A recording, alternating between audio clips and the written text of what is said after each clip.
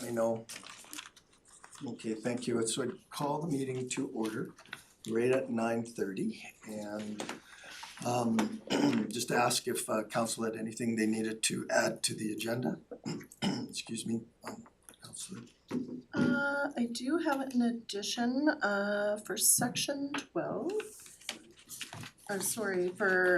Just bear with me, I apologize to pull up my notes. Oh, if we can add a section 12.4 to discuss confidential administrative and staffing matters, and that the meeting be closed to the public in accordance with section 16 of the Access to Information Act and section 17 and 19 of the Protection of Privacy Act. So I got section 16, 17, and 19. Two different acts. Yes, 16 and Vatia and 17 and 19 of HOPA. And administration, anything to add?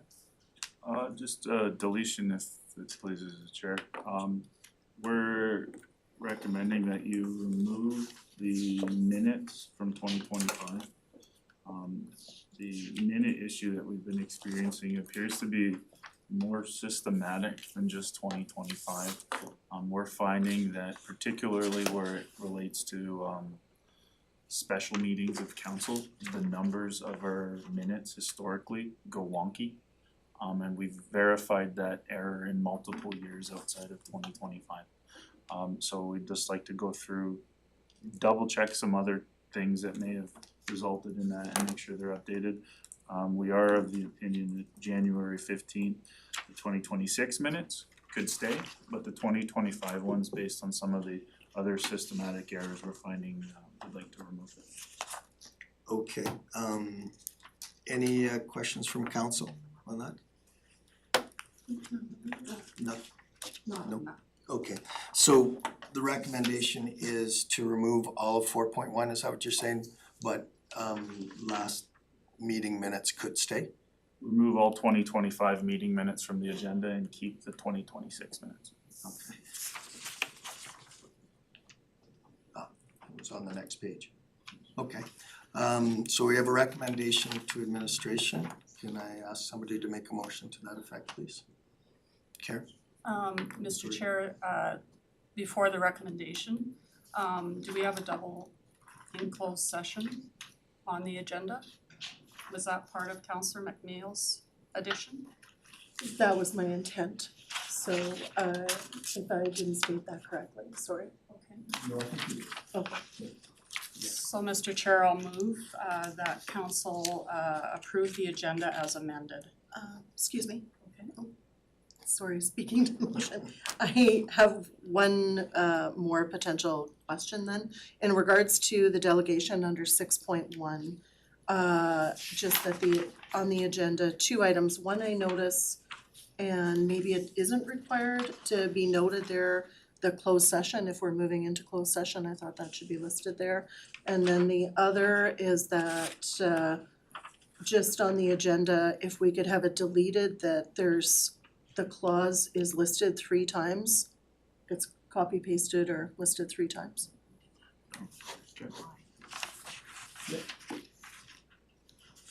What are you talking about, sorry? Under Oh, 6, yeah. under 6.1. So I guess the question then through the chair to administration is what would be the correct reference there to moving into closed session?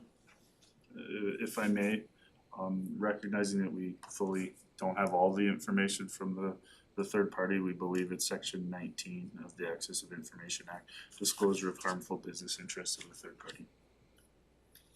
Okay.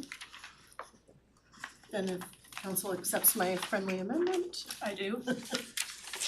Okay, so we have a motion to accept with the friendly amendment. All in favor? That's carried, thanks. All right, so I think we still need to then adopt the minutes of last meeting. Is that correct, admin? If it pleases the council. Pardon me? If it pleases council, yes. Okay. Councillor St. Martin. Mr. Chair, with respect to the January 15th, 2026 regular council meeting minutes, It should be noted that I participated via electronic means. Sure. So, could I ask you to make a motion and with that addition? Mr. Chair, I'll move that council approve the January 15th, 2026 regular council meeting minutes as amended. Any questions to the motion? Call the question, all in favor? And that's carried, thank you. All right, so we're a little bit ahead of our delegation time, but is our delegation ready? Yeah? Okay, so procedurally, we need to move into camera? Is that correct? Correct. Okay, so I'd ask for a motion to move into camera based on section, what was it? 14 of the Access of Information Act. Councillor McNeil. Okay, I'm prepared to make the motion. The council move into closed session at 9:36 to accept the delegation and discuss private third-party matters under section 19 of the Access to Information Act. Any questions to the motion? Motion on the floor. Call the question, all in favor? And that's carried, so we'd put on the table.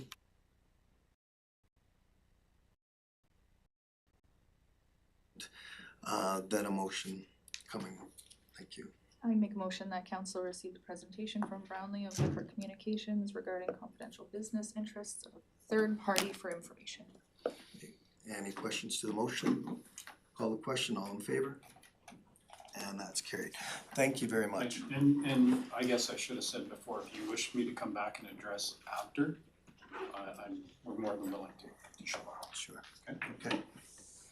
Thank you. Okay, we Thank will you, move guys. on then to 7.1, bylaw 635-26.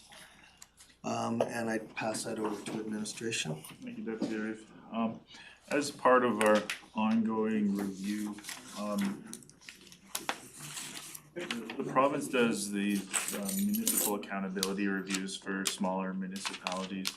And we are taking their criteria currently and reviewing those criteria they use to ensure compliance. To my knowledge, we've never had to do one just simply because of our size. But it's a good litmus test just to ensure compliance legislatively. One of the things when we did do this review is we flagged that our bylaw currently was non-compliant, particularly because the sections regarding complaints and disciplinary actions, they're regulated to be in bylaw. And we had these current historic policies that were well-intentioned, but they no longer reflected the changes in the MGA. And so we worked collaboratively with Lac St. Anne because they are our contract enforcement services. They provided us a draft bylaw that they have provided to multiple of their contract agencies to put in place to ensure compliance. We reviewed that. We did make a couple tweaks to it, particularly when it came to the accountability and the enforcement of the disciplinary action. Because they are contractor, the ability that I have to formally discipline them is limited. So we did kind of clarify that in the intent. But I'm happy to take questions on it. We believe it addresses the legislative gaps that we're missing. But we're happy to take council's feedback and we're recommending that it be adopted as presented. Before I turn it over to council, I just have a question for administration. So similar to any other bylaw, post-adoption, it can be amended at any time, right? Subject to motions from council, that's Sure. So if things came to light down the road, we can always amend it. But sure, I'd turn it over to Councillor St. Martin. Mr. Chair, I guess through to council, I'm asking the question as to why is this not coming to us at GMP first? Council has not had time really to ask the questions and review the bylaw, and yet we're being asked for all three readings today, which I wouldn't be prepared to give. Further to that,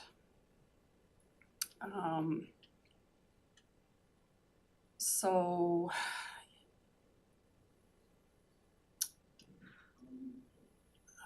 the agreement that we have with Lac St. Anne County is for a community peace officer, not a bylaw enforcement officer. And there are distinct differences between. You have your bylaw enforcement officer, then you'll have a CPO2 with correctional responsibilities, CPO2 just general, and a CPO1. And they all carry different authorities and abilities. When I read the bylaw, it speaks about bylaw enforcement officers primarily. So I'm wondering if the bylaw should read more like a community peace officer bylaw, because that is what our contract is with Lac St. Anne County. The bylaw, I feel is missing section 210 sub 1 about the designated officer and the whereas sections of the bylaw. And throughout, the bylaw may want to refer to community peace officer rather than bylaw enforcement officer. In clause 2.1.3, there's a typo, I presume. It says Peace Officer Act, SA 2006, CP-35. I think that should be 3.5.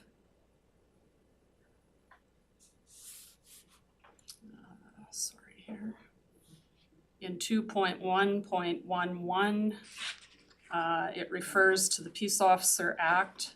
That act has changed, so it should actually be RS, Revised Statute 2006, Chapter P-3.5. So the bylaw is quoting the old version of the act.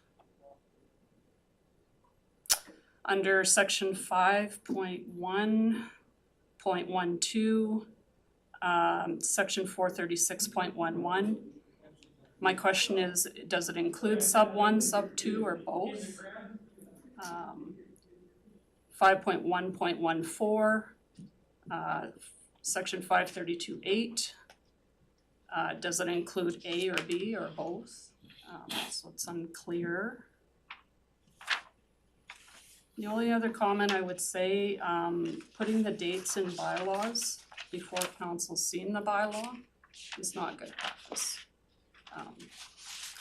And that concludes my comments. Thank you. So first question I have, is time of the essence, admin, or could this be deferred to a GMP for a little deeper dive by council?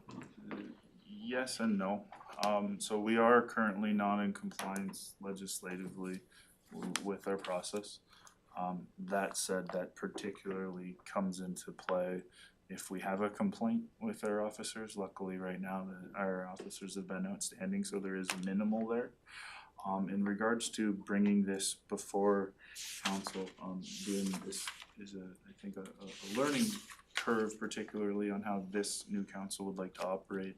The direction from the previous council was not all bylaws or policies needed to go to GMP beforehand. Now, if that's a preference that council would like to ensure, we can do that. We would probably need to start scheduling more GMPs because legislatively we have appear to be deficient in a lot of our policies and some of our bylaws to have more thorough discussions. We can defer. I will say we're currently at 6 really in-depth discussions for our next GMP meeting. So it would be looking at the meeting following that, which would be in 4+ months. Okay, I'm just gonna follow up and then I'll turn it over to you, Councilor McNeil. So with respect to practice, what I can say is the previous council that was elected in 21, we created the GMP committee. It hadn't been formally created before, and the intent was twice a month.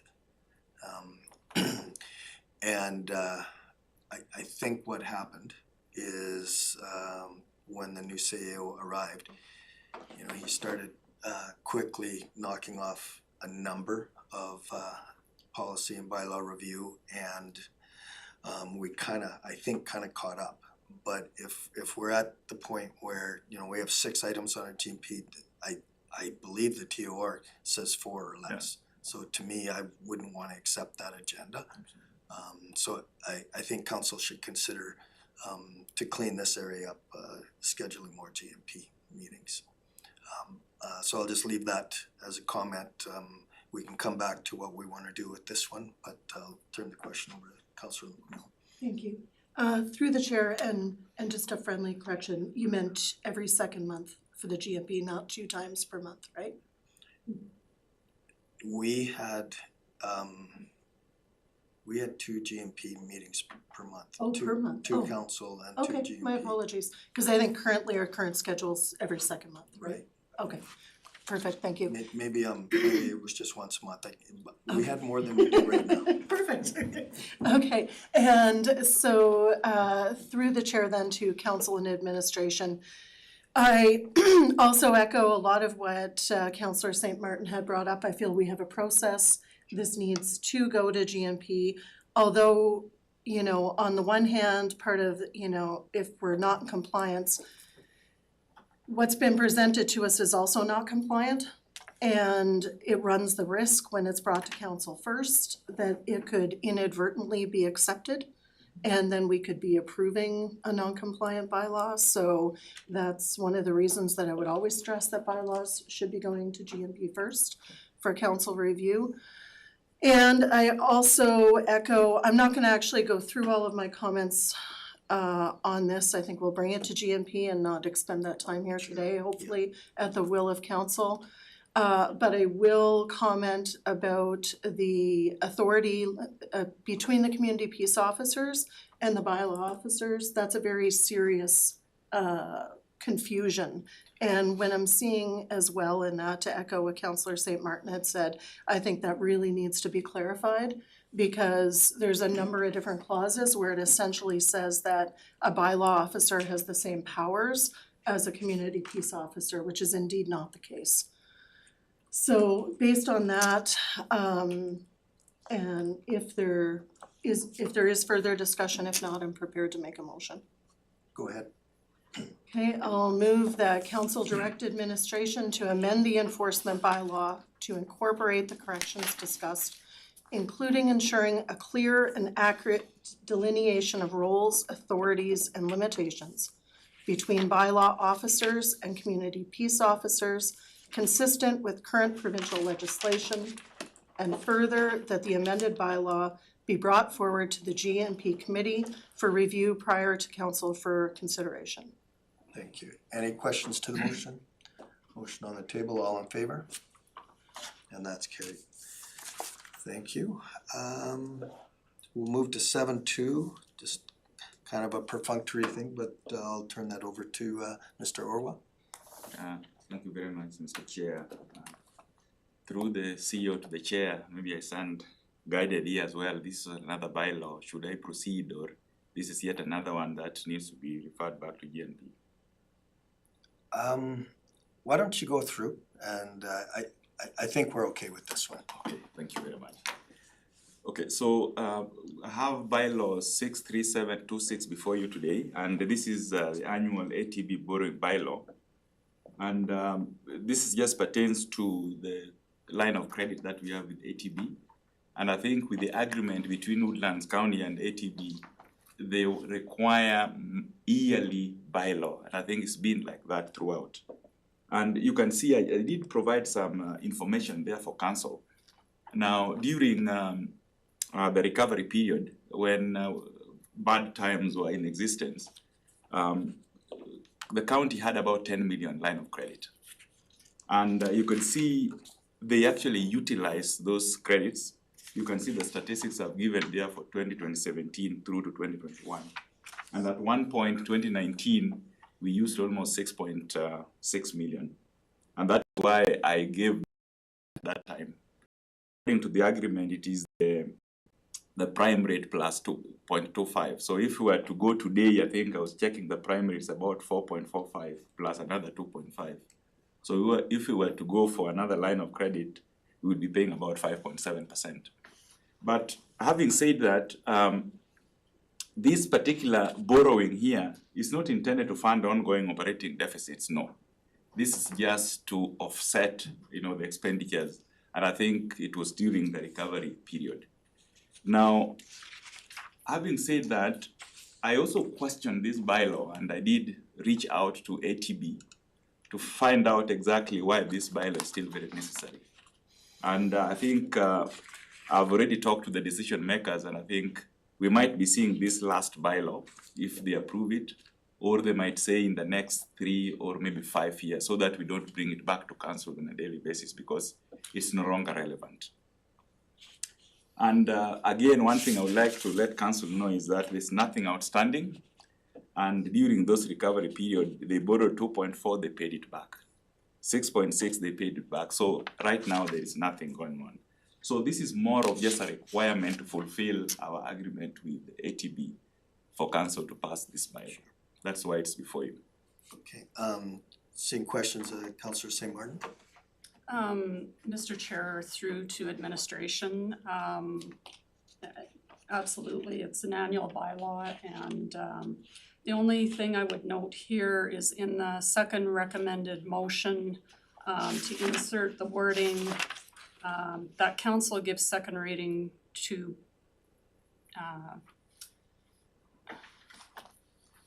second reading to bylaw 637/26 being the annual ATB borrowing bylaw. So if council would consider that amendment or administration.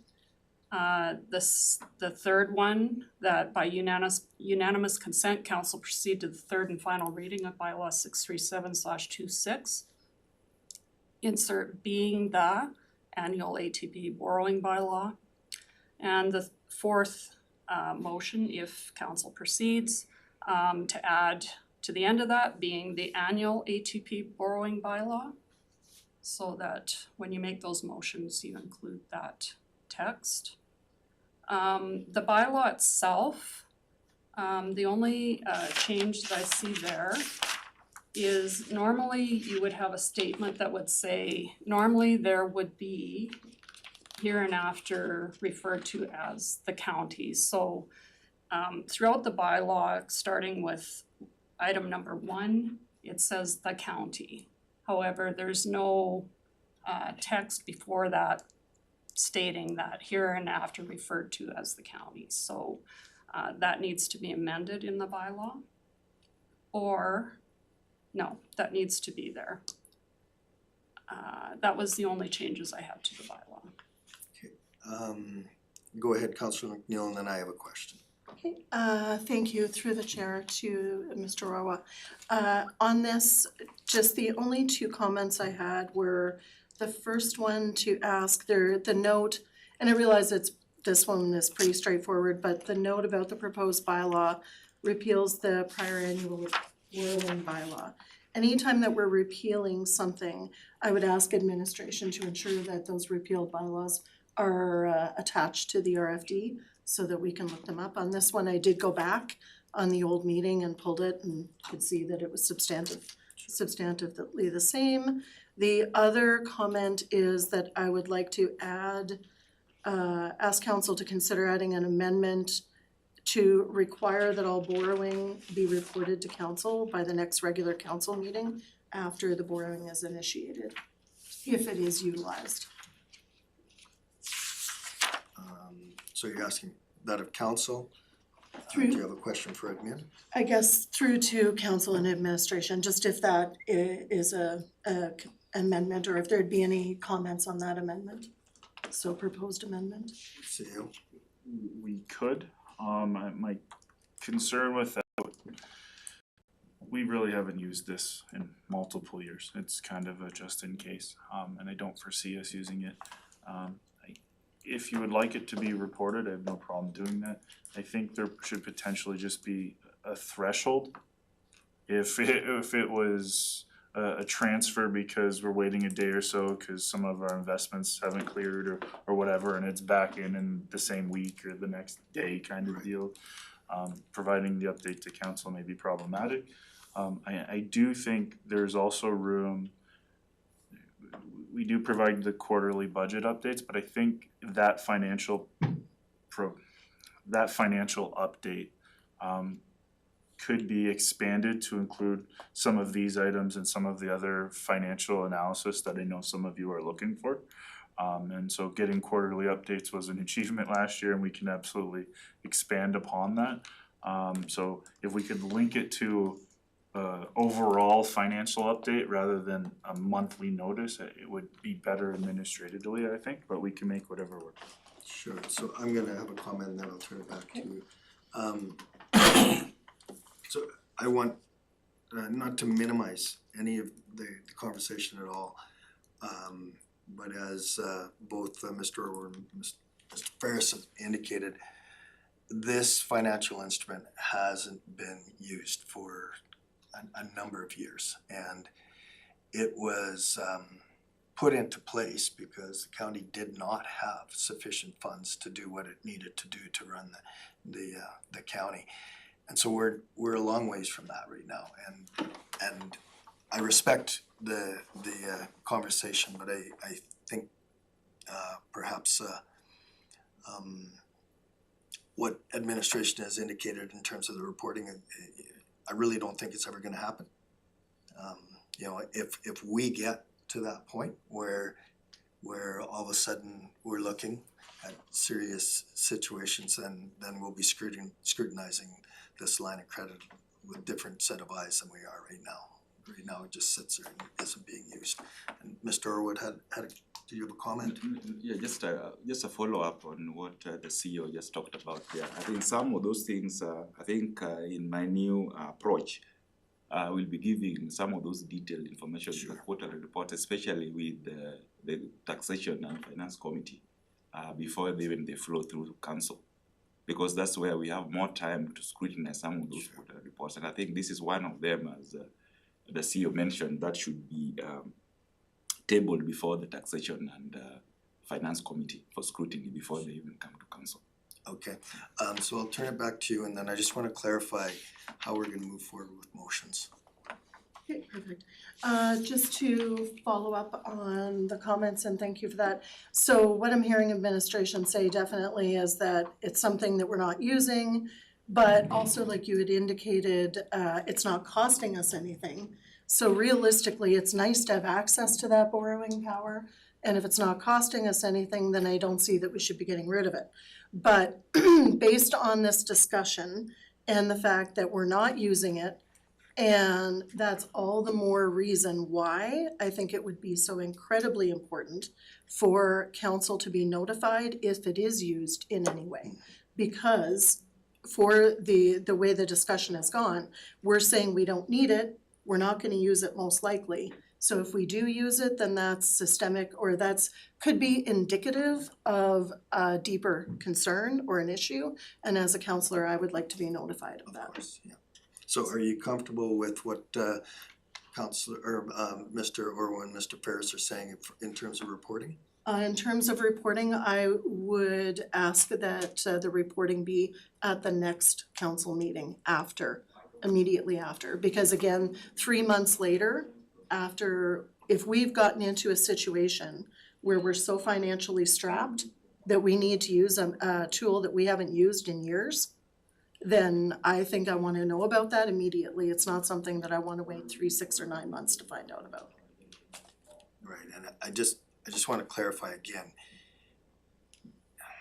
So you want that in the bylaw? In the bylaws, that if this is utilized, that it should trigger a report to council immediately.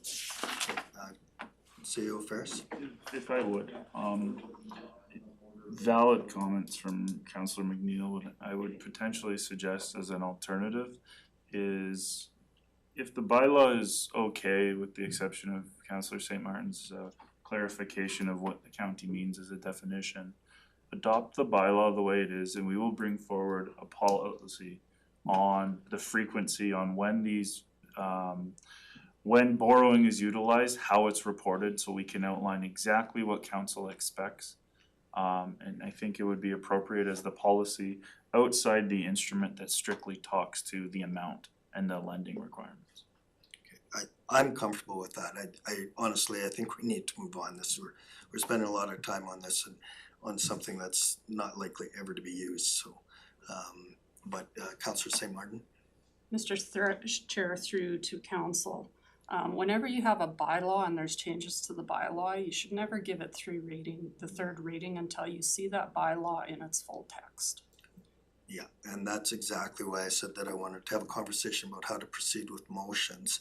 So I asked the question, Mr. Orwa, is there a deadline that we have to achieve to get this borrowing bylaw back to the ATB? No, I don't have a deadline, sorry, through the CEO to the chair. I don't have a deadline, but it's a requirement yearly to report this bylaw back to them. And as I indicated earlier, this might be the last bylaw we are seeing in this regard, if at all the decision makers follows through with my request. Otherwise, we'll just follow the wishes of council. Sure. So I'm just gonna reply to that and then I'll turn it back to you. So for that reason, I really agree with the direction given by our CEO. Bylaws can be amended at the next meeting.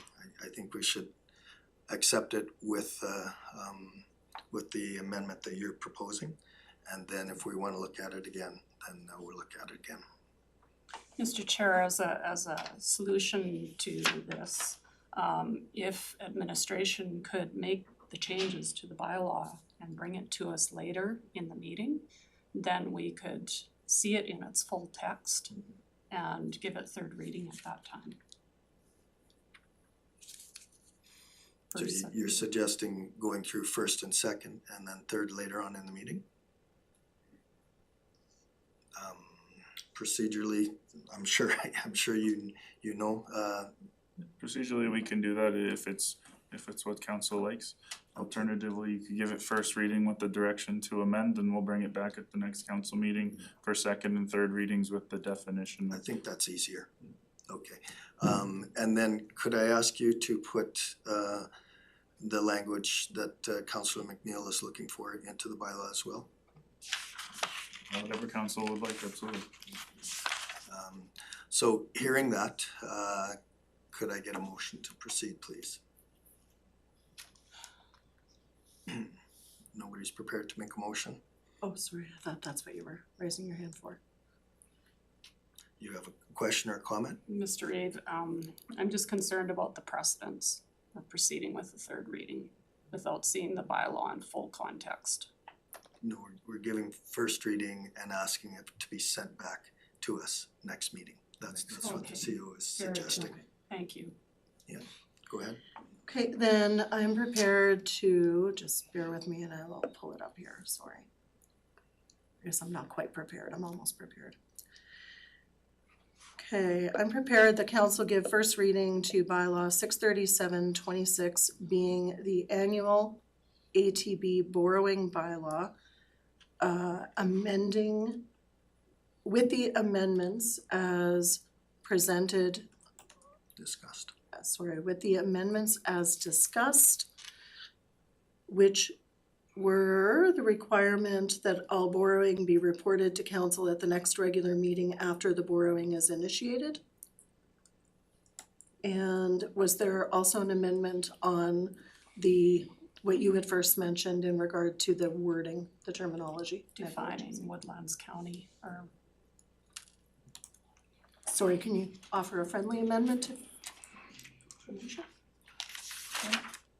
Go ahead. So the friendly amendment would include a clause that defines Woodlands County and stating hereinafter referred to as the county. Okay. And the third part of that motion would be to refer the amended bylaw back to council at a future meeting. Thank you, and refer the item to council at a future meeting. Did administration get all that? Yes, sir.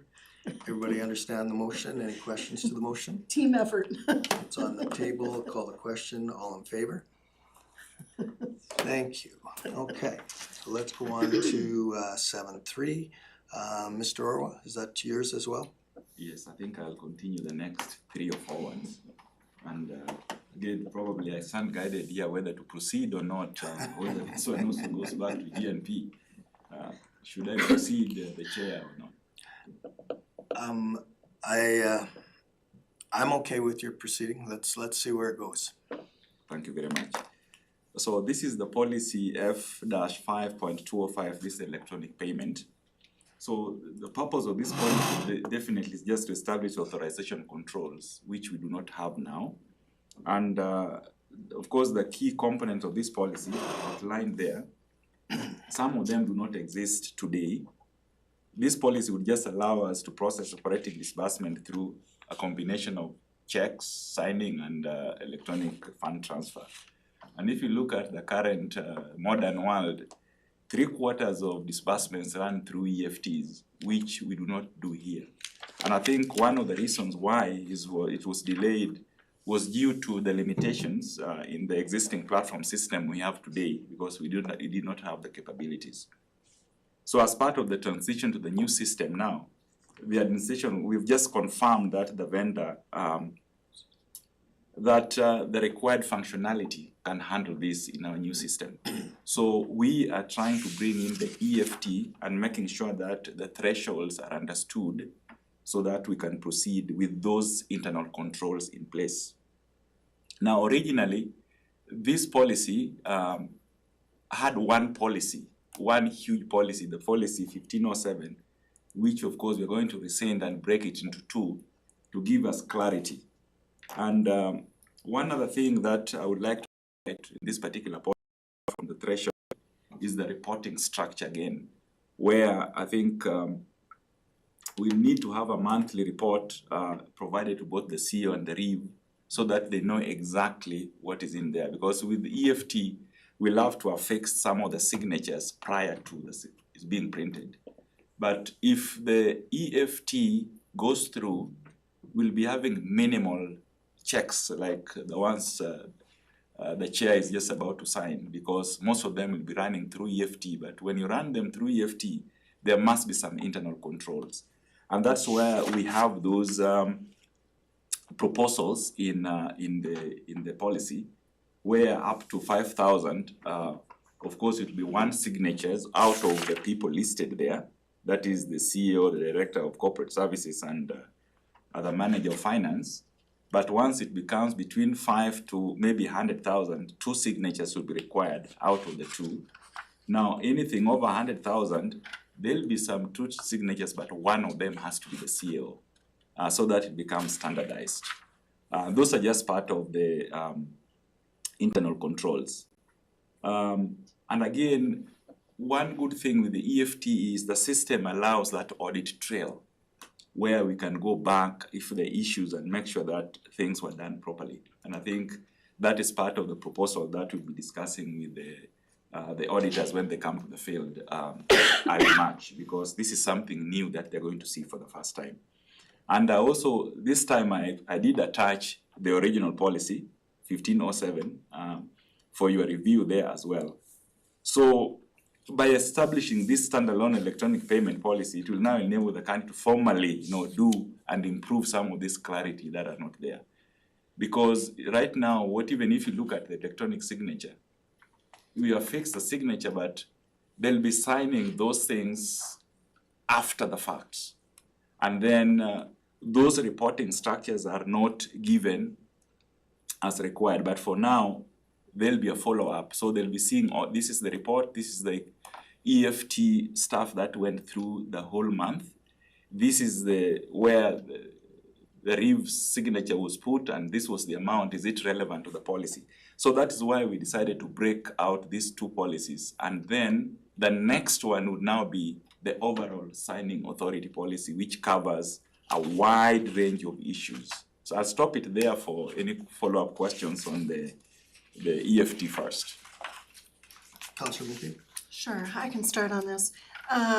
Through the chair to administration, thank you. I really appreciate that the modernization of the idea of the policy and going forward. I think that for all the reasons that you mentioned, and also having an audit trail, particularly I have some concerns with what's been presented in that there's a number of things that haven't been addressed in particularly around the appropriate delegation of authority for signing. So that's something that hasn't been specifically addressed in the bylaw. And I know in, the private sector, the ways to handle this with EFTs was, whether it was the department head or whoever, they just got a list of what the approvals would be, and then they would just say, yes, I approve.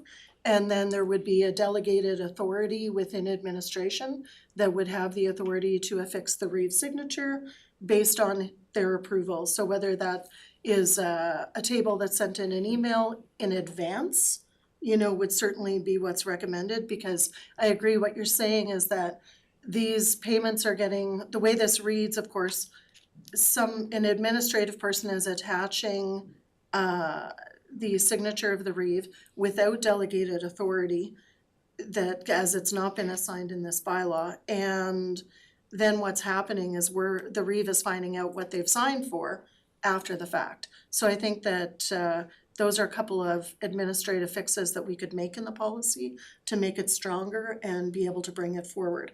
The other comment is that, especially when it comes to the signing authority and so on, I would like to see, I know that administration has taken the steps to break apart, like you had mentioned, some larger policies. I like seeing a robust purchasing policy, and this to me should be a portion of an overall purchasing policy, so that when you're making a purchase, it walks you through of what those steps are required in that purchase. And again, that could be just my preference, but based on the comments about the concern about delegated authority, and specifically, just bear with me 1 second here. And also ensuring segregation of duties. Oh no, sorry, that moves into the next one. But on the signing policy, the delegated authority. So based on that, I would be looking, after hearing council's discussion of having a motion to move this to a GMP, to make those amendments and move it to GMP for further review. Go ahead, Councillor St. Martin. Thank you, Mr. Reeve, through to administration. Just a couple of cleanup things to note here. Sorry, I lost my. Okay, on the draft policy, we're talking about electronic payment policy. Policy is rescinded since it's draft. You might want to refer to 1507 in the header. Under statutory authority, I think what you meant to put in brackets was MGA rather than Alberta.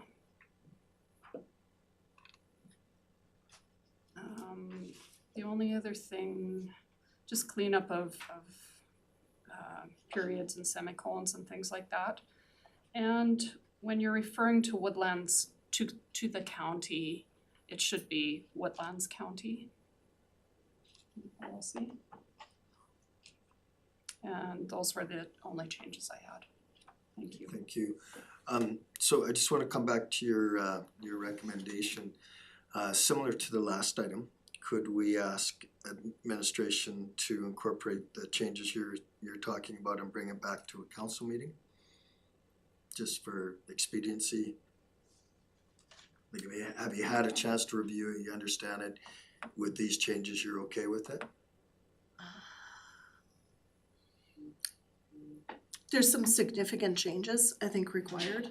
So could it come back to another council meeting? Potentially, but I think that it would be better discussed at depth in a GMP meeting, particularly if it's gonna be encompassed into an overarching purchasing policy, or if it's gonna stand alone, and I think that that's a discussion council should have. Okay, well, we're probably talking a few months down the road then, right? Because we've got, we won't be able to look at this at the next one. So if council has no other questions, then go ahead and make your motion. Okay, then I am, just bear with me 1 second till I get back up at the top of it. Sorry, I lost the page.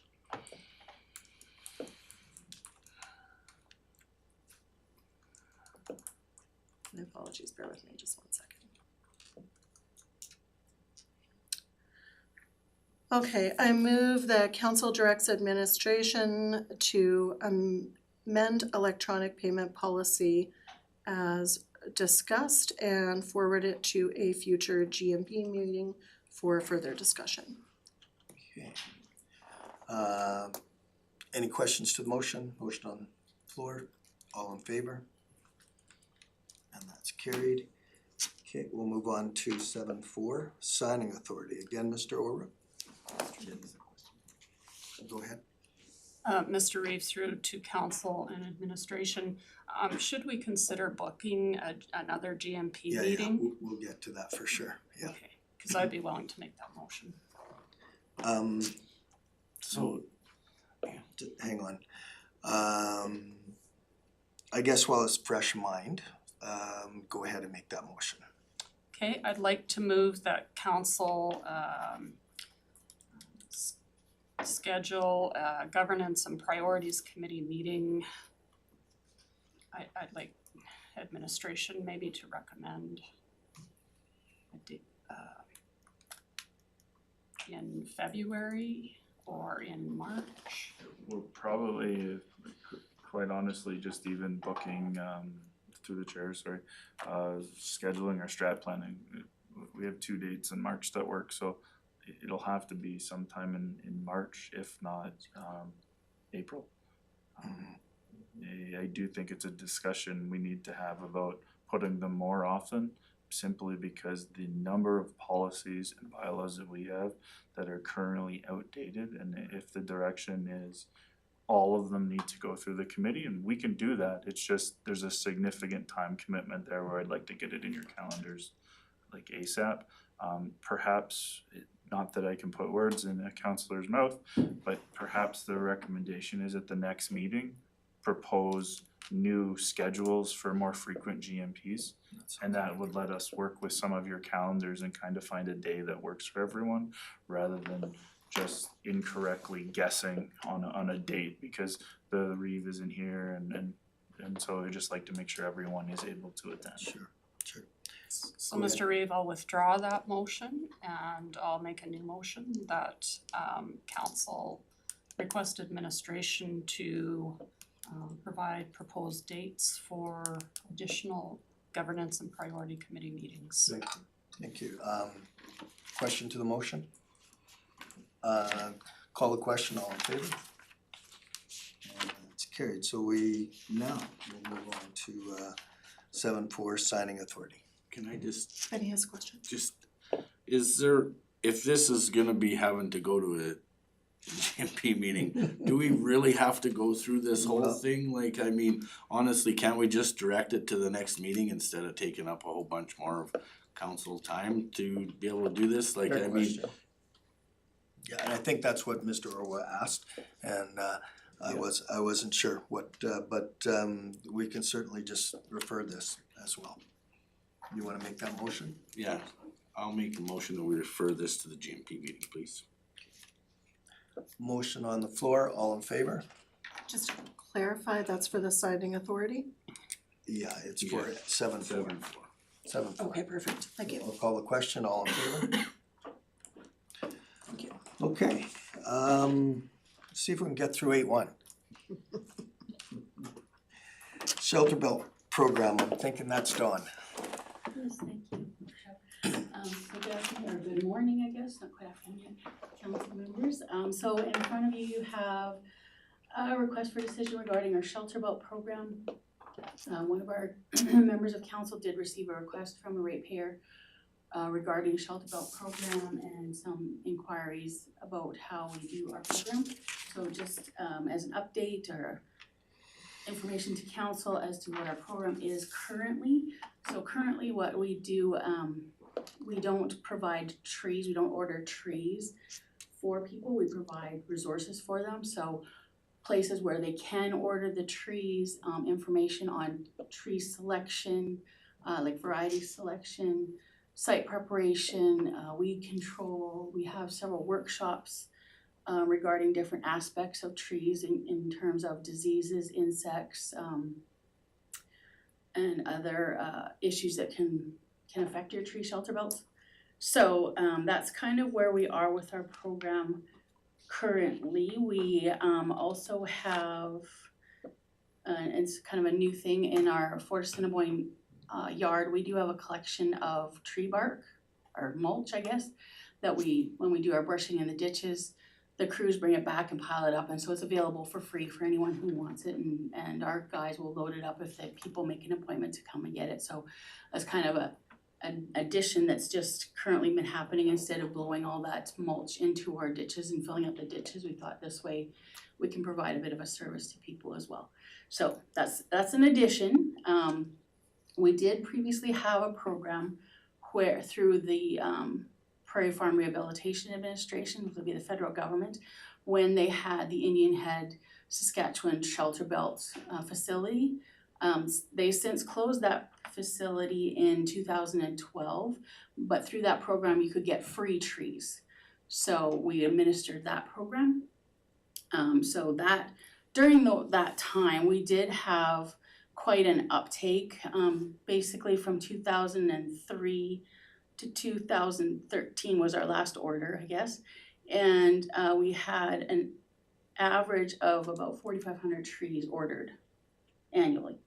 So some years it was about 1,900, other years we had some that were 10,000. So it varied quite a bit. So keeping in mind those are free trees. So I did contact some neighboring municipalities, and their averages are about between 3,000 and 4,000 trees that they're having ordered through their program, and that's paid trees. They do order from a nursery, so they do get a better price because they're ordering in bulk. It's basically, they have 4 municipalities that order together, and this is Barrhead, Westlock, Athabasca, and Thorhild, through their conservation group. So they do order the trees in bulk. They did get a better price. They end up turning around and selling the trees at a markup to cover their material costs. They don't include labor and equipment for going to pick them up or for sorting the trees and that kind of thing. So there's those considerations as well. And so I'm not sure if you have any further questions. That's yeah, given options as far as full cost recovery. If we did a full cost recovery to include labor and equipment, it would be no savings. It's actually going to be more expensive than ordering through a nursery yourself or individually. So if we wanted to do a full cost recovery, that's where we would sit. So yeah, I think that if you have any further questions. Sure, I'll open it up to the floor for questions for Don. No, Benny? I know our neighboring county, they have a shelter belt program, their trees, and their list just come out within the last few days or whatever. Yes. And I mean, there's a huge savings on it per tree bundle when they buy their trees, like the residents or whatever. I'm just it doesn't even compare to what we would have to pay per tree. You know, if we go through the greenhouses that are recommended here in this, I looked it up, and the cost per trees were way higher than what the neighboring county is paying. And so it all depends on what size of tree you're getting to. Yes. So the ones from the nursery are going to be the little sticks, basically. And yes, from the nursery, they would be about $1.50 would be our cost, and then you'd have to add on. So our neighboring counties, they're roughly about $2 to $2.50 a tree. Yes. That they turn around and resell them for, basically. Mm-hmm. Yeah.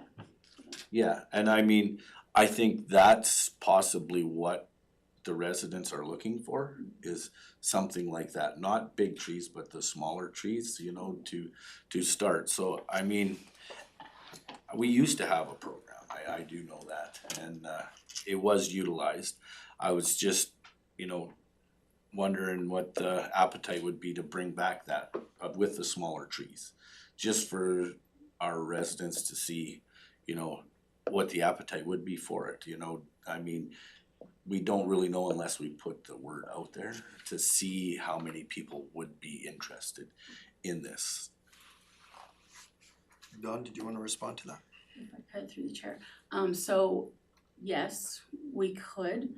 The neighboring municipalities have ordered their trees last June. Mm-hmm. So I don't know if we could get any trees this year any longer.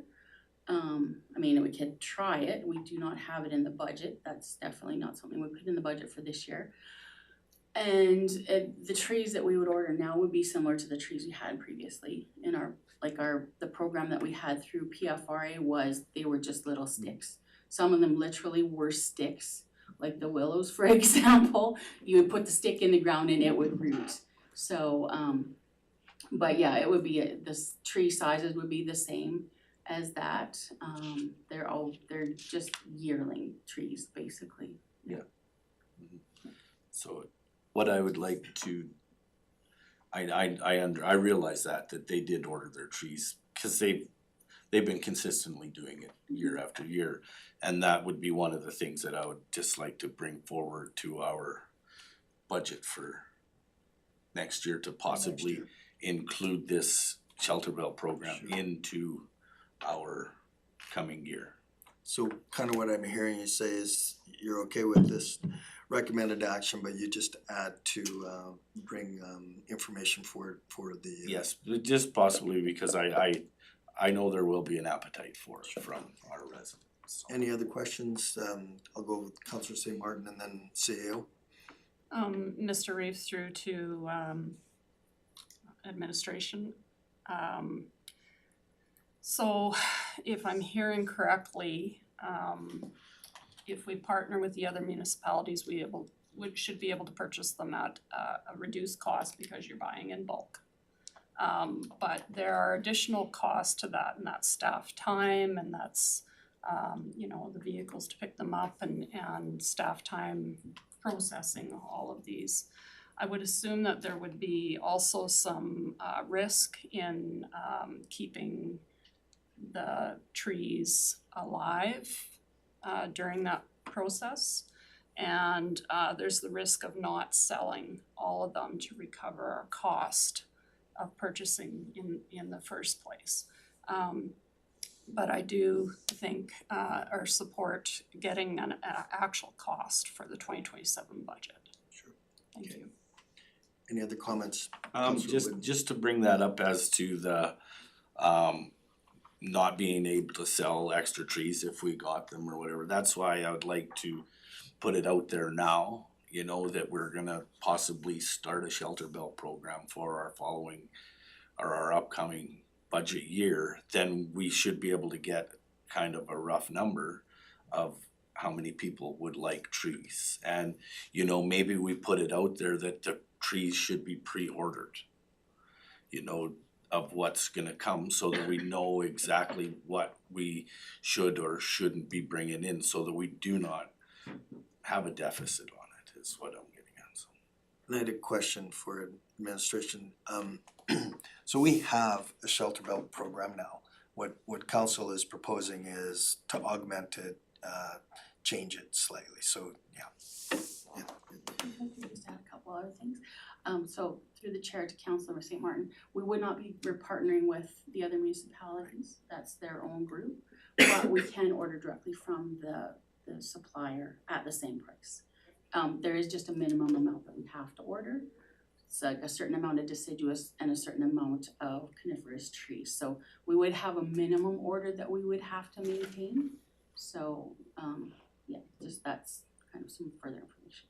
Okay, and I think I missed CO Ferris. Just, if this is something we wanna include in 2027, I'd recommend that the motion direct us to incorporate it into the budget, and not the discussion, simply as Dawn had pointed out, those other municipalities that do it, they're doing those orders in June, July. So having the motion now to do it would at least authorize us to start the ordering and pay for them in 2027. Okay, and question? Mr. Reeves through to administration. just protocol wise, should we be referring this back to the Agricultural Service Board? If you would like, through the chair, if you would like their advice on it, we can absolutely refer it to the Ag Service Board. So, correct me if I'm wrong, Ms. Ford, did the ASB not just look at this? Through the chair, no, we didn't actually specifically look at, we discussed it Right, informally yeah, at okay, a non-meeting. okay, it wasn't an agenda It wasn't item? in an actual Okay, meeting. okay, I thought I remember reading, but, okay, so, everybody seems to be, saying the same thing, but we need a motion to capture that all, so is somebody prepared to make a motion? Go ahead, Councillor St. Martin. I can, that council refer the Shelter Belt program to the Agricultural Service Board for recommendation for possible inclusion into the 2027 budget. Any discussion to the motion? Call the question, all in favor? Great, thank you. So what I'd like to do, if it's okay with council, is go through council reports and then take a quick 5 or 10 minute break. And so we will start, you're all by yourself over there, Councillor St. Martin. And don't let me forget about Peter. Okay, thank you, Mr. Reeve. My report is short, but I did attend the January 15th, 2026 regular council meeting virtually. I also have submitted this report to administration, so hopefully it will be linked. We did have a Chief Administrative Officer Performance Review Committee meeting on January 23rd.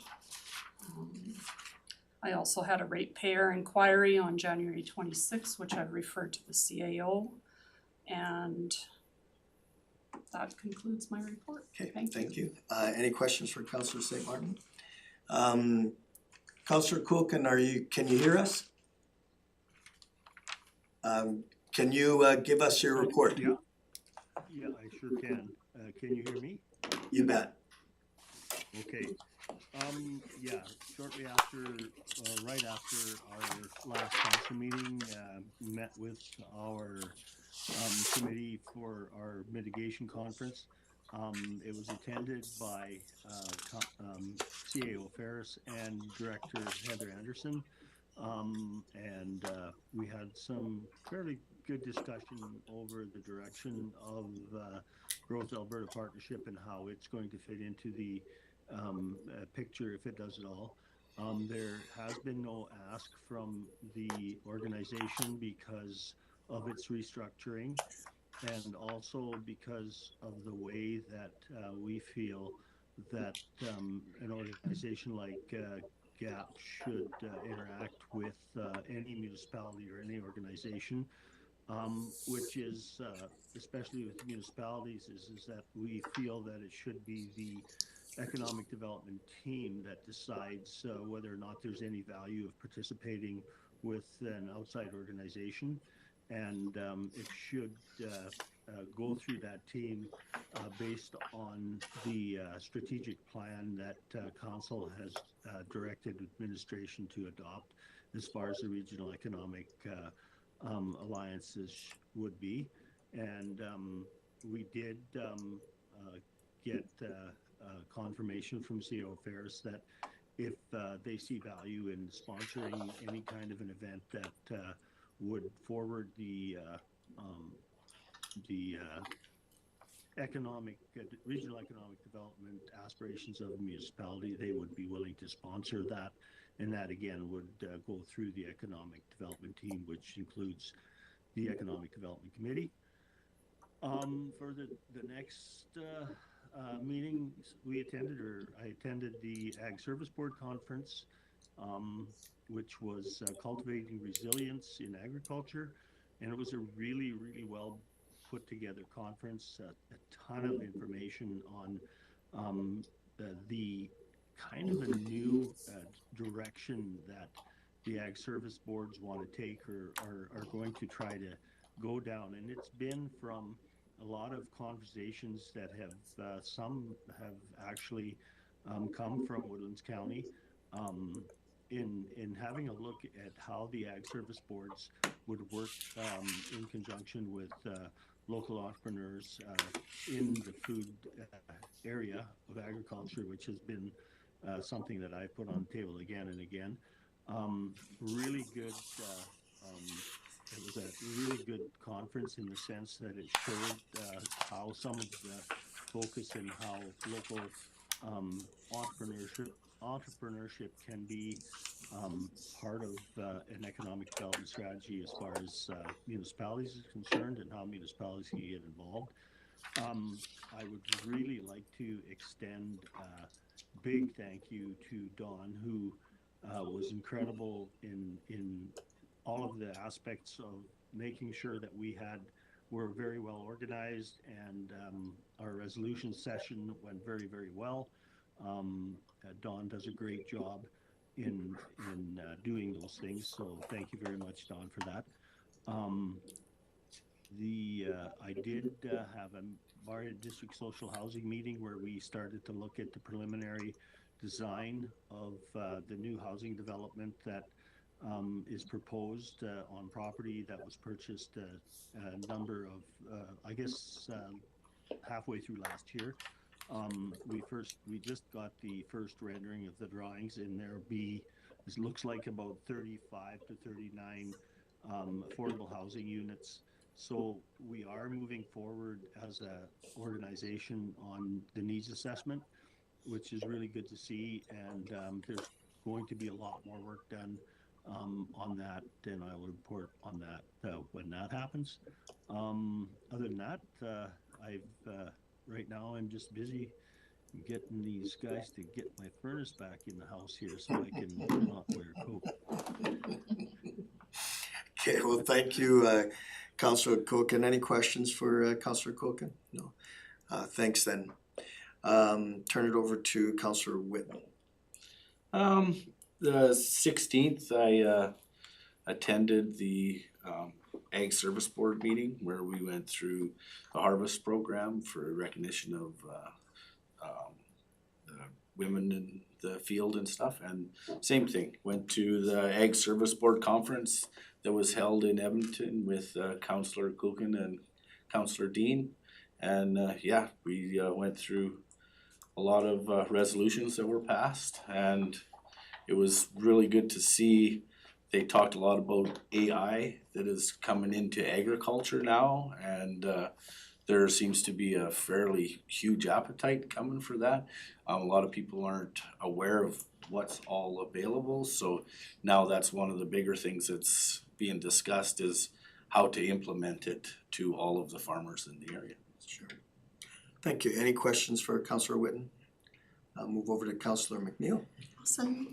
Thank you. Actually, it's kind of been a busy couple of weeks. So on January 15th, I attended the CFYE Community Futures Board meeting. And one of the key things, I guess, coming out right now is, in addition to an update that we had on their Regional Investment Attraction Marketing Strategy project, is also that they're engaging in board training coming up here in the next month or so. So there's been a real effort put out to make sure that the board is trained in their lending practices and so on like that. So there's a lot of new members on that board, so I look forward to that training.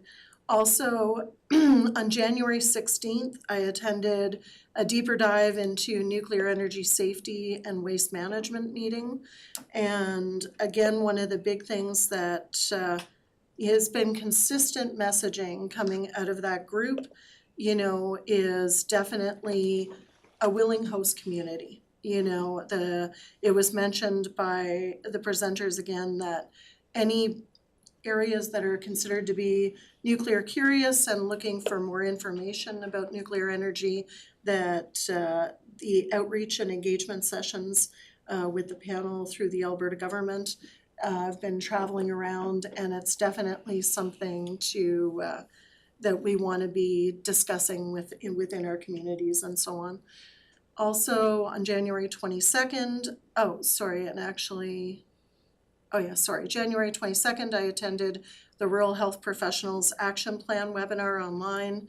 So I'm on the H Park committee for the county, so it was something that just making sure that I had an understanding of what the provincial program is. So I thought that was very interesting to see what they're doing. There was presentation by RMA and by Alberta municipalities for what rural health professionals and how they're developing out that program. January 23rd, as mentioned, so is also part of the CAO Evaluation Committee meeting. And January 24th, I attended the Chamber Business Awards and Gala on behalf of Woodlands, and the event was extremely well attended. So we basically had a full house. It was, I had the opportunity to present a couple of business awards, so that was quite a pleasure.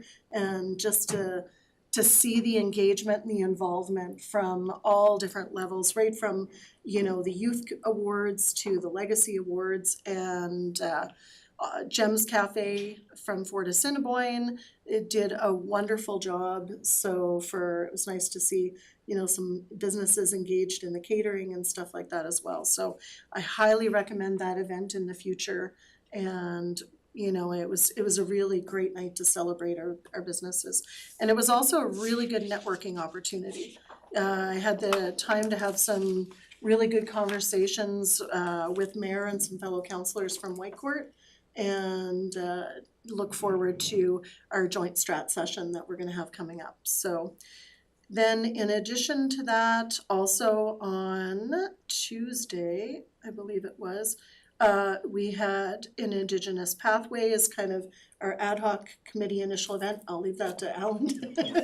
And then also yesterday I attended the Northwest of 16 Tourism Connect event that was held here in Whitecourt. And there's a couple of things that I'd like to highlight from that event. So for their membership currently now, they have 43 members, 7 are municipalities, the rest are operators and associations. They have a board made up of 11 people. They have had a real focus on website and social media. So, and they hosted 2 large connection events last year and 2 so far this year. So that's gonna be one of their focuses, is really engaging people to connect and see where they can get synergies. And also Travel Alberta, Renee Rondo from Travel Alberta had a great presentation there yesterday. And they had brought in Austin Weaver from Lacombe Regional Tourism Association.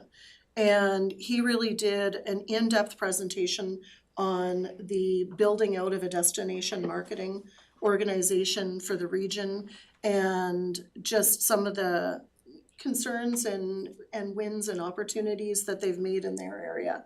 So it was definitely valuable. There was also a presentation for Iska Tourism from Barry Mustis, and Michelle Jones from Community Futures had done a quick presentation on what their offerings are for the group.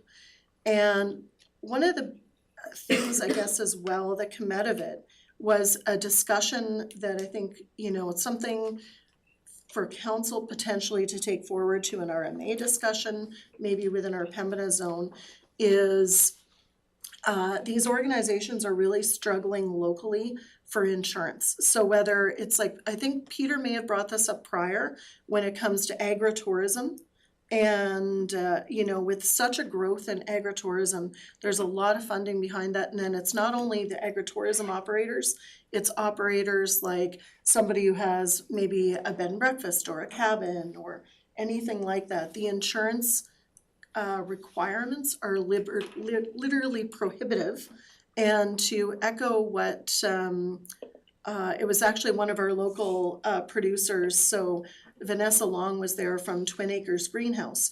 And what was mentioned was, well, we have open farm days, so we must be able to make it work because of the insurance for open farm days.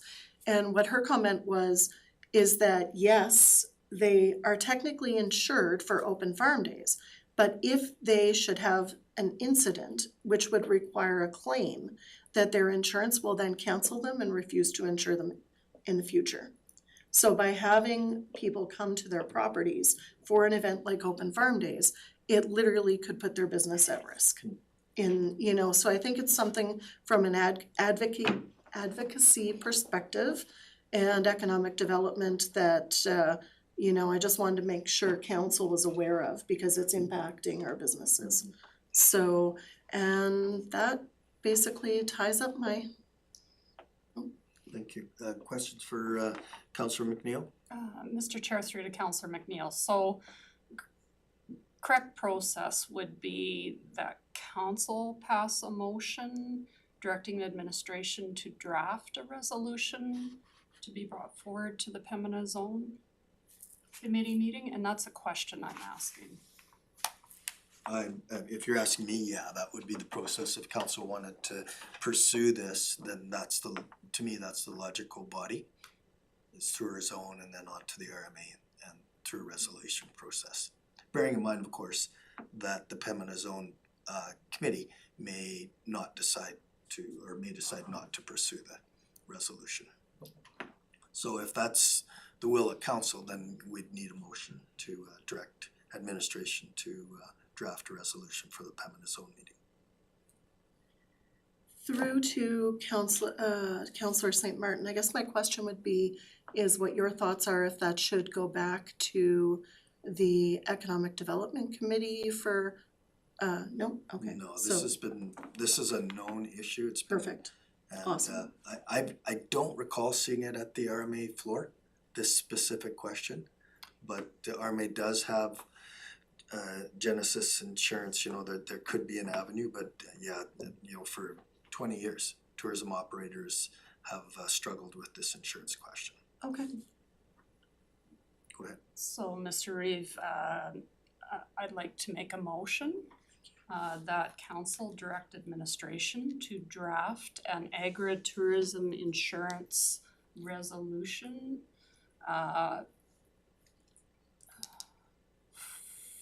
for presentation to the Pembina Zone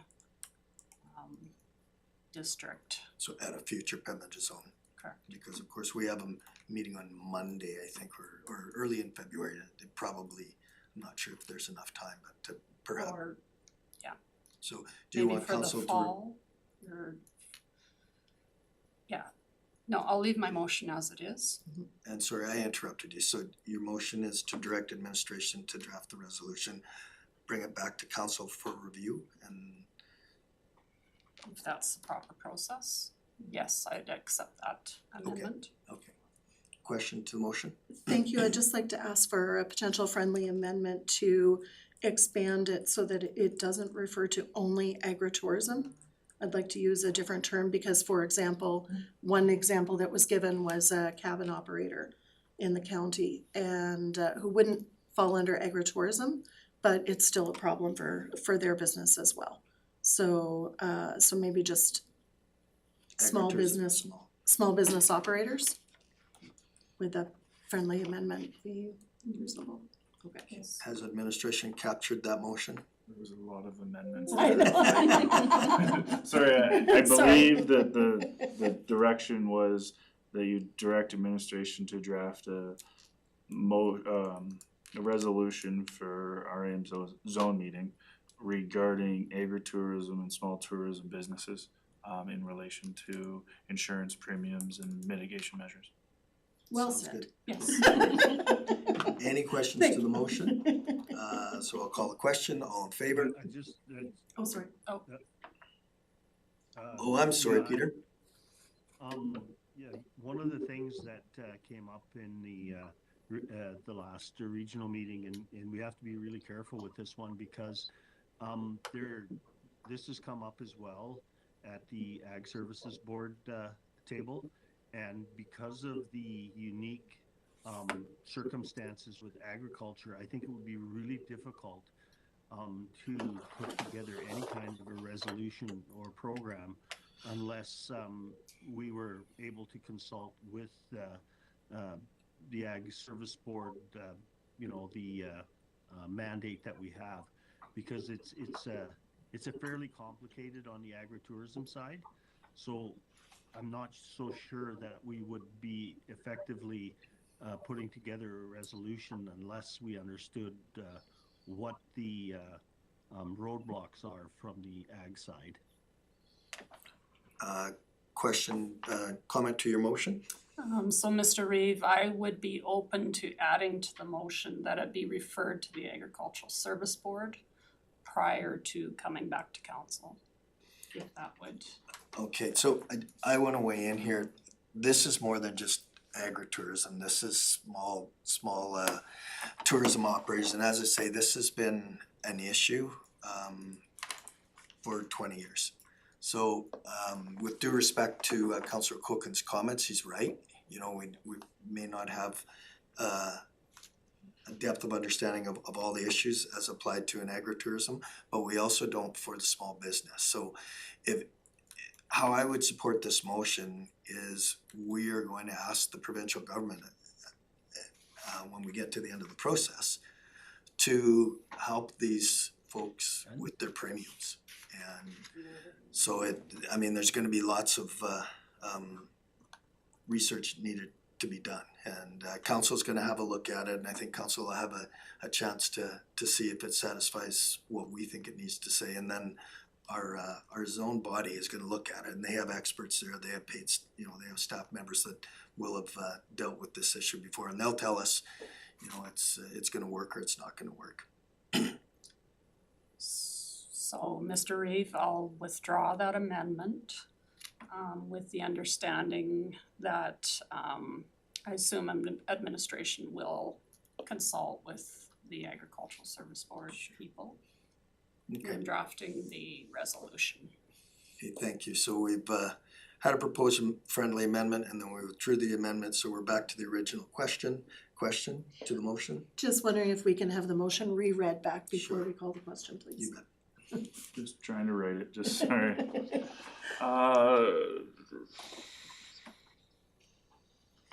The council directs administration to develop a proposed resolution supporting agritourism and small tourism operators by addressing challenges related to insurance premiums.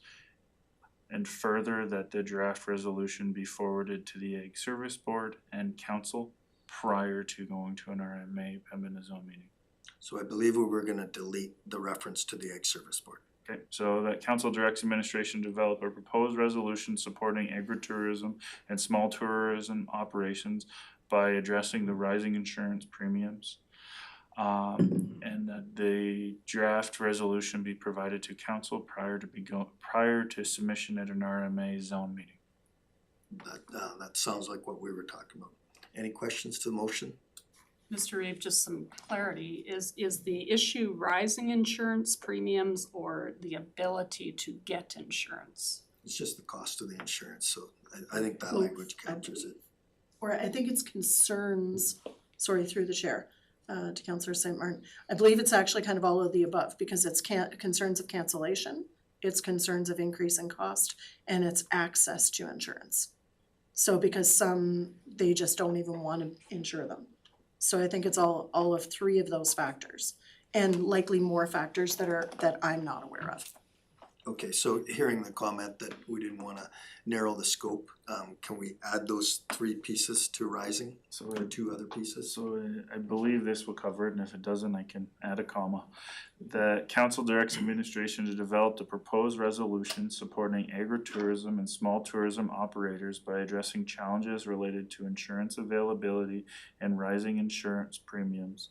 And further, that this resolution be brought back to council for review prior to submission for RMA zone meeting. Okay, so bearing in mind that it's gonna come back for us to look at, I think that captures everything. So call the question, all in favor? Thank you. Thank you. Okay, Councillor Wright. Okay. We were supposed to have a landfill committee meeting on January 21st. That was canceled due to the administration not having enough items to present. So our meeting has been rescheduled for February 3rd at 2 p.m. I also attended the CAO Performance Committee meeting on January 23rd. And then last week I did take a phone call with Hardeep from West Fraser just to get an update on the fire situation. He really wanted me to stress today how thankful they are for the Blue Ridge and Selmo, Fort Assiniboine and Goose Lake Fire Departments and how quick they were to respond. He also asked me to thank West Fraser for going forward with the rebuild given the current state of the industry. That is something they're very grateful for. So what he said was the structural assessment has been completed and currently they're working on the electrical assessment. There was some damage done to the roof, so quite a bit of damage is done. So until the electrical assessment is done, we won't have a time frame on the time it will take to rebuild. So once he does get that information, he'll provide that to me and I'll give that at a further update. He said that the log haul has resumed. It was within about a week that the log haul was back up and running. They did lay off all of the production workers, but the other staff are still there and running. So that was his update for now, and I will bring anything else back. And then the other thing that I wanted to mention is that the Blue Ridge Community League has their AGM coming up for February 23rd at 7 p.m. at the Blue Ridge Hall. So they're hoping that we can get some more attendees. How are you doing for executive member? We'll wait and see, but We'll wait and see, I okay. believe that it's looking up. So we'll send out good messages in the universe, right? Yes, yes. Okay. Any questions for Councillor Wright? Okay, well, I will go through mine. So January 16th, I attended the ASB committee meeting along with Councillor Culkin and Councillor Whitten. And one thing that I did want to just bring to the council's attention is that the VSI program that we're a member of that has really helped a lot of our producers has a new executive director. The gentleman that had been there for a number of years is retiring, so it's not really restructuring, but that program really is well utilized, and it's been an effective program, and so we're really hoping that the changeover will result in continued really good service. So that was the 16th. January 17th, we had a new addition to our family, so I just wanted to make that news for everybody. And on, I believe it was the Egg Service Board conference was the last Tuesday through Thursday, and most of it's been covered. The one thing again relating to veterinary services that I wanted to make council aware of is that the U of C is offers a veterinary program here in Alberta, U of S in Saskatchewan, and the enrollment numbers, the acceptance quota into that program was really, really tight. For years, they only accepted 20 students.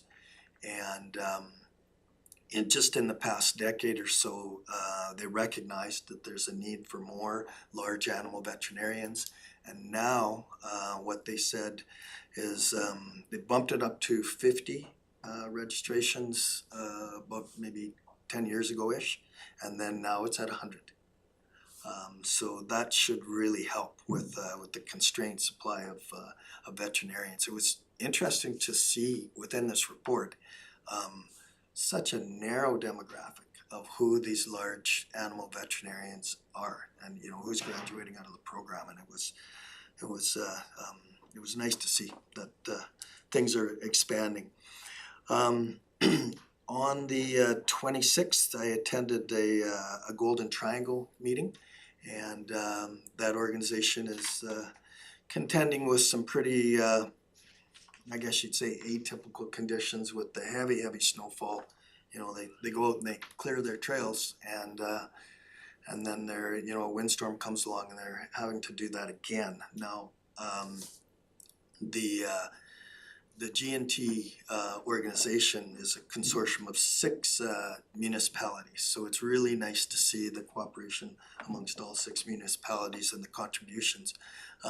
What was identified is that when you have a really atypical year like this, sometimes, the organization is right at their financial limits. So, things cost more than they did when these contributions were established. So there could be an ask coming down the pipe to increase that. Right now, our commitment to the G&T is $15,000 a year, as well as some admin support. We operate their bank account. Question? Mr. Reeve, if I can just add to that, and you may want to inform the club, the Community Initiatives Program has an operating component for nonprofits, and it's quite substantial. And if Okay. they are reaching the limit and they can show there's a demonstrated need, they would be a good candidate for that Okay. operating grant. Sure, I'll certainly pass that on to the director, Candace. Or do you know her? Candace, Candace Jones? No? Okay, I'll get a hold, let her know. Maybe if you could just send me a quick text blurb on that. And then on Tuesday, I attended that same Pathways Committee as committee meeting as Councilor McNeil, and I think we finally got some traction with that committee. We're operating in a structure that we didn't realize didn't fit into the committee structure, and so the biggest thing we had to do at that meeting was come up with a formal terms of reference with how many committee members and where they would come from, etc. And we got to that point, so we now have a proposed set of terms of reference, and we were very fortunate to have at that meeting, even though the only voting members at that meeting on Tuesday were Councillor McNeil and myself. It was kind of strange to sit in a meeting with 5 people, but only 2 could make motions and vote. We did have guests, and those guests likely will be candidates as members at large. So we had Faye Beauchamp she's the president of the Whitecourt Indigenous Friends Society, and we had Barry Mustis and his brother Keith. Barry is part of an ISCA initiative out at Carson Lake with interpretive teepees, etc. A wealth of information of the area, and so again, our ask to them was help us come up with terms of reference and help us guide us down that path to appropriate, respectful conversation with those groups. So feel a lot better about that today than I did prior to that meeting on Tuesday. And that's it for me. So any questions for my report? I just had a comment about what you had mentioned about the VET program and the expansion on that, and just through to council and the public. So I do know there was some conversation about the NADC bursaries, which are a substantial amount, and they may have been expanded specifically for vets, but for people or students in the area that want to pursue a vet education and come back and work in the area, as well as a lot of other professions, that these bursaries are available, and there's a substantial amount of money Good for point. students. Yeah, and that was identified. I just missed that. But yeah, Thank you. yeah, you're right. The amount of money they're offering is definitely an attractant. Question? Mr. Reeve, with respect to the Indigenous Committee, you might want to look at having 3 members. That's usually a minimum quorum, and it's an odd number. So you might want to look at that in terms. So there's the way the proposed terms of reference is looking right now. We have 2 members of council and up to 7 members at large, but that 7 would be composed of either 3, 5, or 7, so we make sure that we have an odd number on the committee. For voting. Yeah, for voting. Okay, good.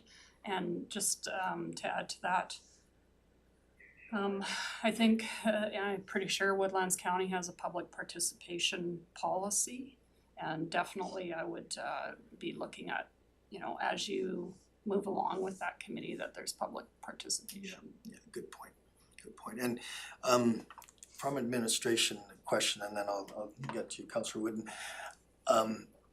The terms of reference are going to be put forth in the council committee for council committee bylaw for council to review. Is that correct? Yeah, so the direction right now from council is to bring the committee bylaw back in April. There will be a draft within there. And then whether council wants to refer it out to the subcommittees to see if there's any tweaks or they're okay with it, yes. The committee did provide feedback, so we're gonna try and address that feedback where applicable. But it's part of a bigger discussion because I know some of you would like to change how some of our terms of reference are structured for our committees. Sure. So it's how we do that and what's involved Yeah. there too. That's a pretty comprehensive bylaw. There's how many committees of council are there? Like 17 or something? Yeah. Yeah, It's close to that. okay. And you had further questions or comments? No? Okay, Councillor Whitman. I just wanted to bring up from our ASB meeting that we had on the 16th, that there will be an ASB appreciation supper that is gonna be March 6th at the Westward Center. And the entertainment will be comedians Ken Valgardson and Ken Hicks, so. Yeah, thank you, yeah. So we're gonna encourage lots of folks this side of the river to attend that. Okay, I think we're ready to entertain a motion to accept as information. Sure, I'll make the motion that council receive the council reports for information. Any questions to the motion? Motion on the table, all in favor? And that's carried. And yeah, I'd just like to take about a, 10-minute break. We still have quite a bit to get through here. We do, Do we need a motion to recess? Need a motion to break at 11:38, go ahead. I'll move that council recess at 11:38 AM. Motion on the floor, all in favor? And that's carried.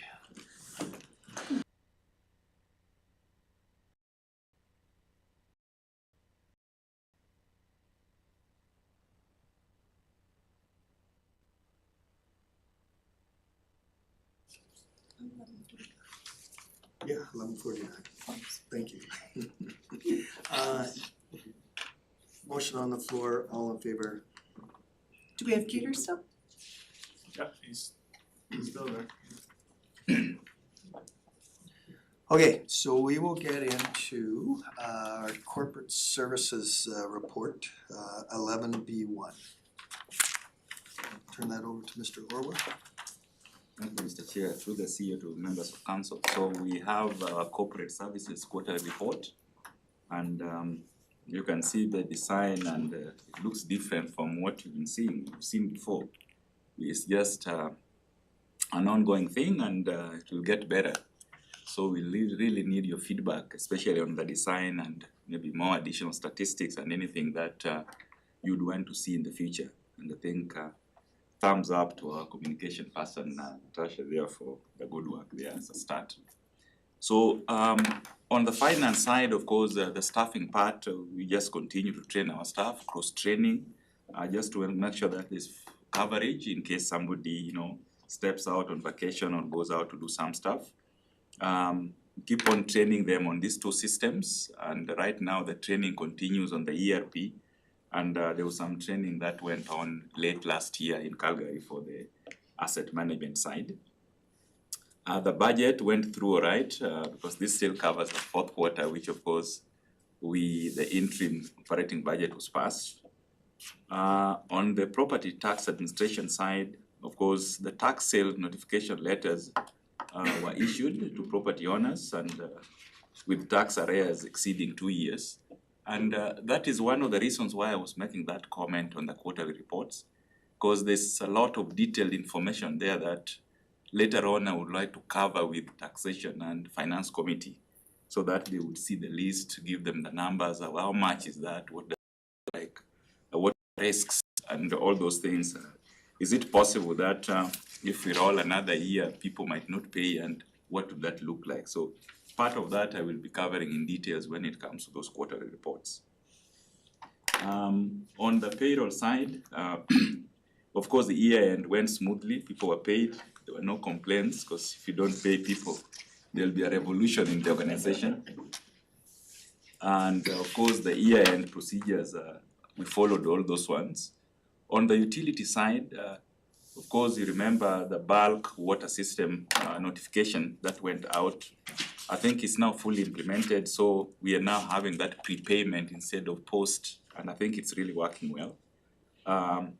I just saw a little bit this morning before I came down, quite a good number of, I see some good chunk of money in there, people already prepaid for the bulk water.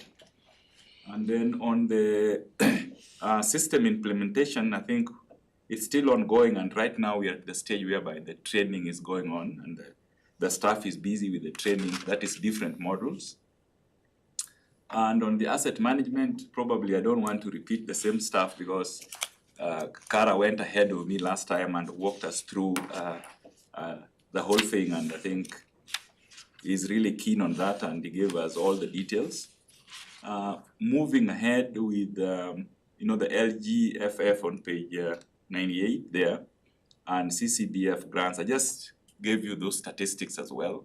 But I think when we come to the taxation and finance committee, we will break it out and all the potential things and what we are expecting to see, plus all the additions and what to look for, especially the input that we got from council last year of additional, grants and all those things that we need to look at as well. But you can see for the operating funding on the LGFF side, it's just been constant at 145 for the last few years. And then for CCBF, we still don't know yet because I think they're still working on their portal, but I think we should be getting our money soon for 2025. And then coming to communication, that's where you see a lot of statistics, and I think that's where probably we'll get some feedback from council if they want to see more, or this is good enough for presentation and all those things, because it covers quite a number of stuff ranging from media activities going on, the website performance, social media performance, and all the good stuff, community engagement, Halloween, share your spook, Christmas, all those things. I think there's a lot of good stuff that were thrown in there, but there's still more room for improvement if we get some feedback from council. And then on the legislative services side, of course, the big item there is all conferences. I believe most of them are booked for 2026 for council ready to attend those conferences. The VoIP system implementation, we started it late last year, and we're just at the back end where we're now cleaning it up to make sure that it's all connected and everything is working. And I think there are just a few things upcoming in Q1 there that has been identified by Ledge Services. And of course, this is where we have the policies and all those bylaws. And now, sorry. Carry on, I'll wait till you're done. Okay, sorry, I'm just about. And of course, now we know all those bylaws and policies will now be channeled through GNP before they come to council. And many other things. I think that's in a nutshell what we have from the corporate services side. Thank you. So I know we have one question. Anybody else have a question? Okay, I'll get to you. But Councillor Whit. Just, I wanted to go back to your tax. You said you sent out the notification letters for property owners with tax years exceeding 2 years. Mm-hmm. So now, what does that have to look, what does that look like in, for our outstanding taxes that are owed by the oil companies? So this ones here excludes the oil and gas. Okay, it does, okay. This is just commercial and residential. Okay, yeah, alright then. And we just follow the procedure. If this doesn't happen with this particular date, we register the title. So we wait for another year. If nothing happens, then the auction process begins. Okay. But there's also the other side of oil and gas, and we're monitoring that. And I think I'm preparing something for the tax and taxation committee. Okay, for the That's where tax we dive committee. into some details on, because we also got some few additional stuff this morning that we'll be sharing with them at that point. Okay, so just before I turn the floor over to Councillor McNeil, going by memory, there was a portion that was just written off, and then agreements were entered in with a number of other business entities, and our execution rate on those agreements has been really high. Okay. So we're, it's not like there's a whole bunch outstanding that we're hoping for. We've moved on with some, but the other ones are. And Councillor McNeil? Through the chair to administration, actually I just really wanted to commend administration on this report. I thought that it was very well structured, very well organized, and I really appreciated seeing like the new format. You'd asked about feedback, like with communications and the metrics, and I really appreciate seeing that data reported here. And I think it's something that gives us the opportunity to not only be able to see, like you said, it's social. I appreciate it has the newspaper ads, et cetera, because it shows that how we're engaging with our residents and that we're using, a multifaceted approach to achieve that. So I thought very, very well done. Thank you. Okay, Councillor Whitten, and then I had a comment. Go ahead. Oh, I was just gonna move. Okay, I did have a question. Any other questions from council? Yeah, go ahead. Mr. Reeve, through to administration. In the RFD, it makes reference to council orientation was successfully completed. And correct me if I'm wrong, but did we receive any orientation with respect to public participation? Through the chair, in my sense, there was discussion on public hearings and open houses. We did not go in full detail in our public participation policy, if that's the item you're discussing. But there were discussions related to it within the orientations, yes. So Mr. Reeves, through to council and administration, in the MGA, public participation is a core requirement as part of orientation. So I know there was general, but I don't believe there was actually an orientation on the public participation policy because it's newer legislation. And it's very important that we have participations. We may need some more on that. The other question I had was about financial statements. I don't recall us getting orientation on the financial statements. Or how to actually read the financial statements, and I'm thinking about our newer councillors, newly elected councillors, that might be required. There is a guide, financial statements for newly elected officials to help you understand the financial statements. The other thing with respect to orientation is the Municipal Code of Conduct. I don't know that we received that as part of orientation either. It's in limbo, right? Like they Okay. pulled it, that's what George Cuff mentioned. So on one hand, they pulled it from the authority that every municipality has. The province wants to standardize it, but they haven't done it yet, so there's. So, Mr. Reeves, through to council and administration, there's a council code of conduct, but there's also a municipal code of conduct. Okay, So that I'm speaking to the municipal code of conduct. all right.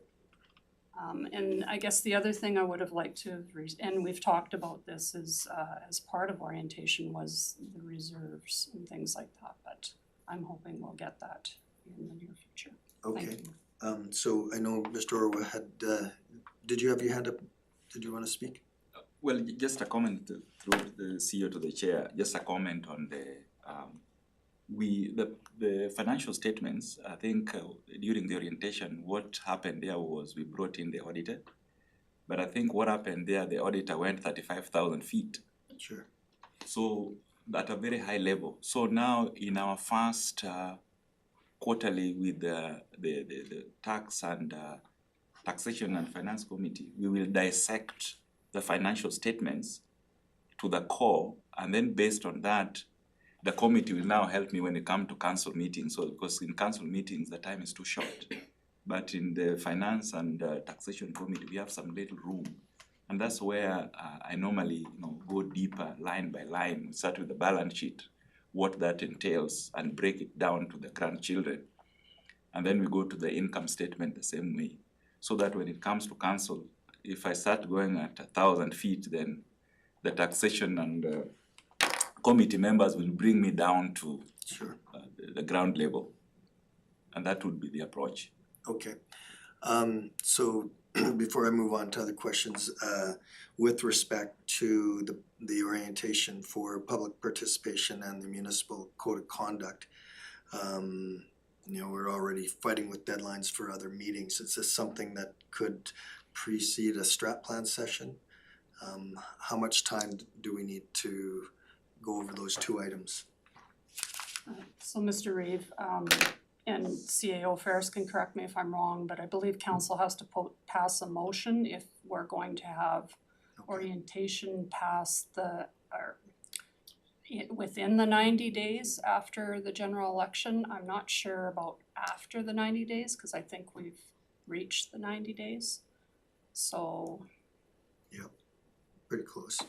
if refer to the So CAO. if I may, I don't think the issue isn't that we aren't compliant, because we did comply with it. Now, if council wishes to have more specific than the high level analysis or bringing up, then that's entirely fine in my opinion. And we can schedule that accordingly. I would say we are compliant. Now, was it as detailed into the details as council would like? Clearly it wasn't, and we can expand upon that if you'd like. That's no problem. I would say that is outside of the municipal, outside of those legislative deadlines. Okay, so what I'm hearing you say, if we wanna proceed with more training, we're not bound by any timelines or any adherence to a municipal guideline. To my interpretations of the trainings from Russ Farmer and George Cuff, he spoke to both municipal conduct. They spoke to public participation. We spoke to public participation. So we can absolutely provide more detail, but I believe there's been at least 3 instances where it's been discussed or talked about in theory, in principle, and practice. Could there be more detail? Sure. And so I would just recommend we hold an additional session if council wishes to go in more detail. Okay, Sorry, through the chair, my comment is actually in regards to the discussion about orientation as well. And I can't speak to my knowledge about whether it's compliant or not. I'm not knowledgeable in that regard, but I didn't feel properly orientated by not having, as council, we haven't had a tour of the county assets and without having the road tour. So that's something that I found in regards to orientation. I don't know how that applies to the intent of, municipal and the MGA compliant orientation, but I know from a council perspective, I certainly don't feel fully oriented yet, if that makes sense. yeah, it does make sense, Councillor McNeil. I'd also suggest that, we're early in our term, and there are some basic standards of practice, if will, with respect to road tour, for example, that generally is combined with budget discussions. And so you will get a road tour. It's never been part of any orientation program that I've ever been involved with, but I understand the value, but it will come. I just feel that, that's something that needs to be discussed during the summer, when you can see, your assets and stuff like that. You can't really see nothing right now, and you can't take a tour anywhere because you can't walk anywhere. So I mean, it's something that's a later date. Well, and on the flip side of that, the roads are all frozen, so they're all 100%. Everybody loves the road right now. And I can remember going on a road tour. We were in a bus, and council had identified one road that they wanted administration to look at. And during that drive on that road, going over the potholes, the ceiling in the bus started to come down, and it made a pretty good point that, we were on the right road to have a look at. So I don't think we should be doing it right now, but are you okay with that then? Yeah, okay. So I'll turn it back to you, Councillor St. Martin. How do you want to proceed with the 2 items that you brought up? Mr. Rave, through to council, I guess, what I heard was that the taxation committee will be reviewing the financial statements. I would also, I hope that would come out of that committee would be, you know, the same type of training for the rest of council, because I think that's important, especially on the financial statements. So we can deal with that through the taxation committee. The public participation, I think we should have more training on that, because it is a MGA requirement and we do have a policy. And I think it's important from the electors' perspective, the residents, the businesses, that we are doing public participation before we're making major decisions on things. And you know, there's surveys and there's things like that that have gone out there. So if council is in agreement, and if you want a motion that we direct administration to schedule additional training on public participation, I'd be willing to make that motion. Did you wanna add municipal code of conduct? We could add that at the same time. Sure. And if there's anything else that councillors may want more training on, we could certainly look at that as well. So in speaking to the motion, and again, coming back to all of the items that we brought back to our administration to try and fit into our various schedules, the likelihood that that meeting's gonna be scheduled even in the next month is probably not great. So I guess I'd ask administration for either one of those, would they be a short enough item that we can add them to a council meeting? Depending on the detail and the questions, I do know that our planning department also wants to provide additional training on planning and development.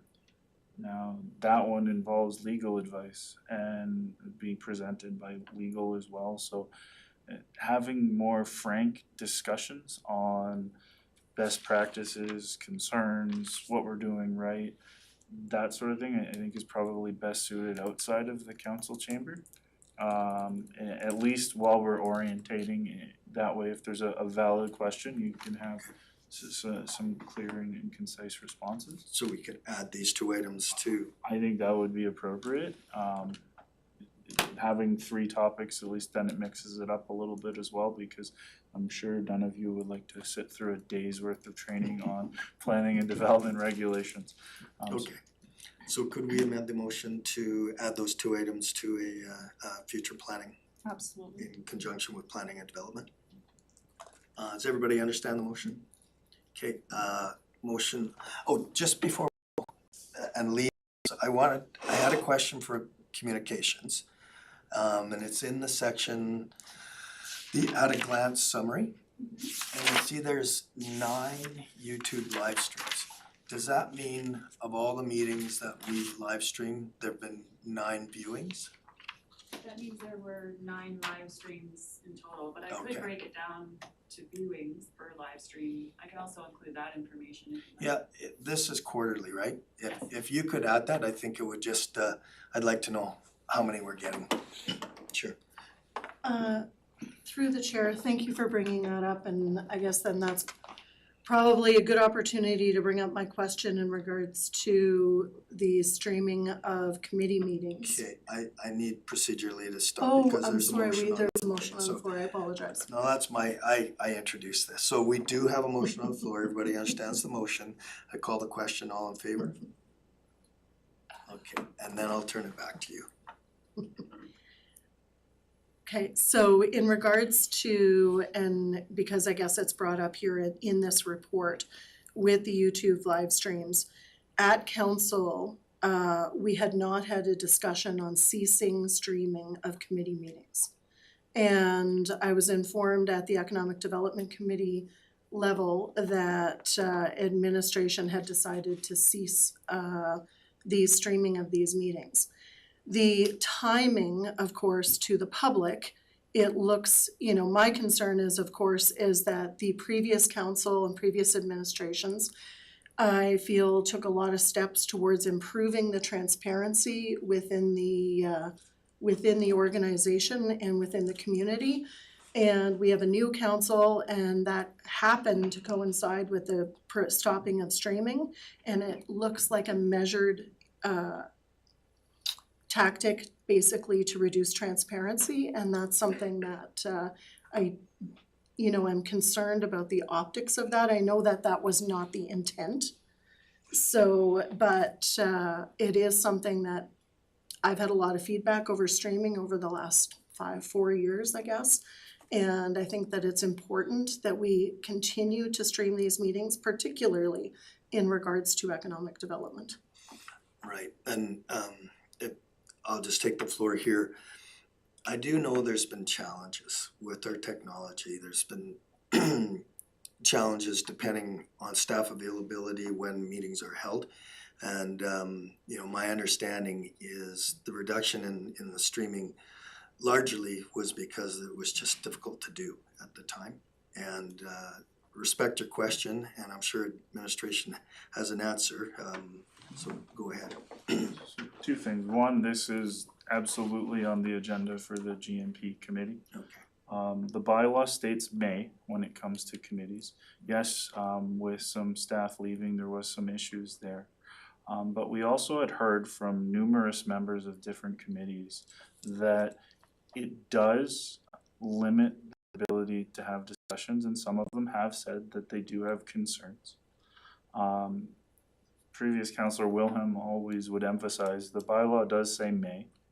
And the other thing to keep in mind is of the, I believe it's 16 committees we have, not all of them are streamed. It was just the economic development one and sometimes the community services one.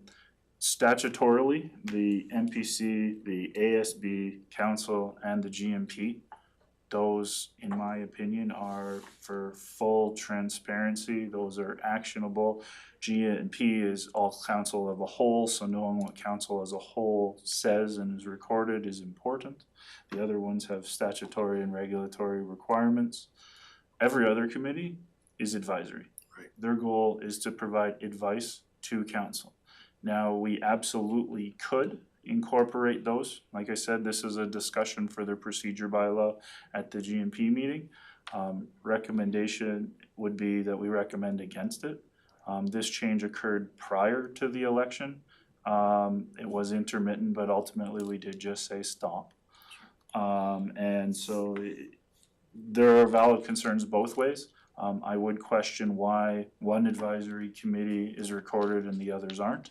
But then I think you also start the reports of actually the viewer data. Are they actually being utilized? I couldn't say. What you think is appropriate viewing numbers, I'll leave up to you. But they are low, and very rarely do they get over 150 views. And usually it's less than that. Sure, and so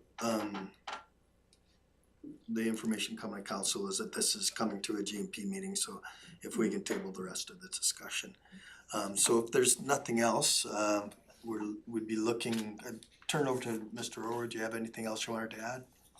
No, I'm done. You're good, okay. If we could have a motion to accept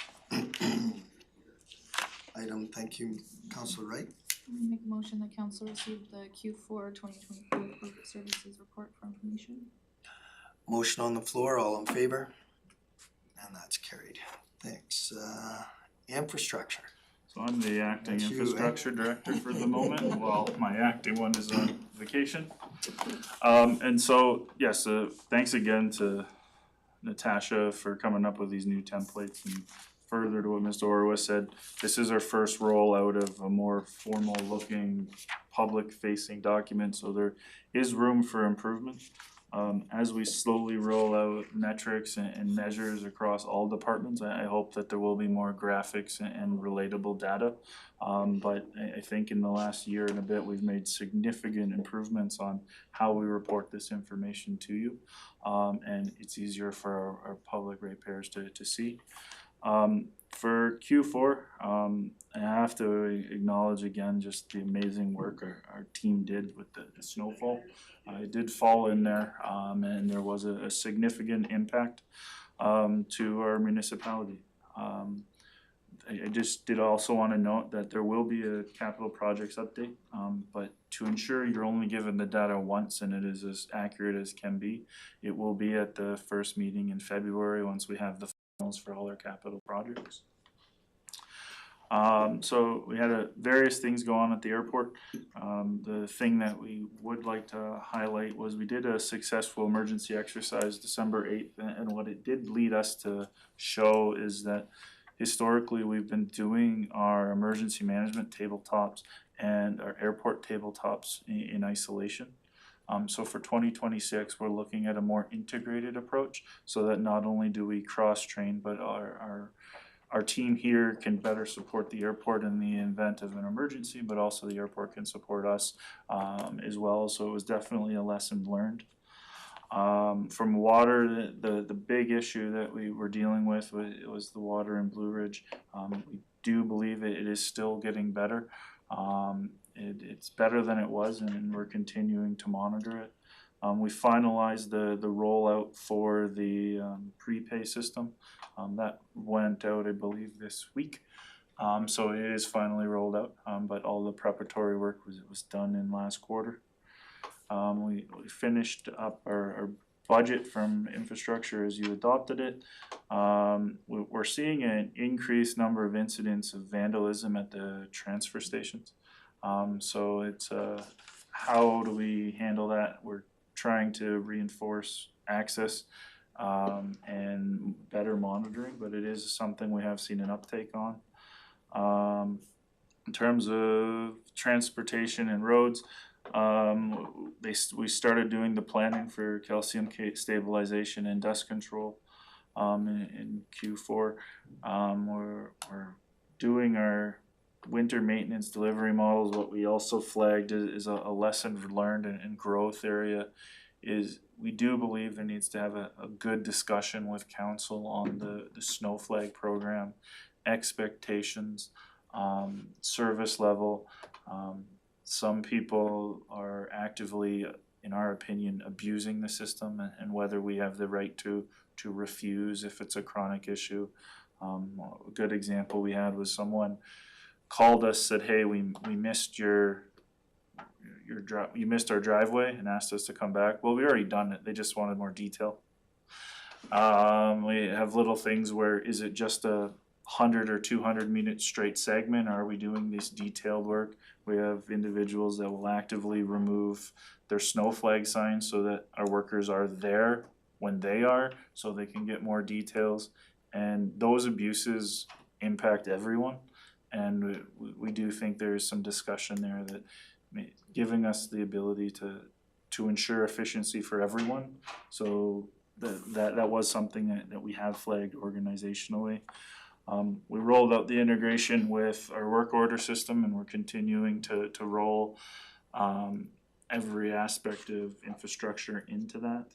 The community services and infrastructure are working to finalize the DRP costs.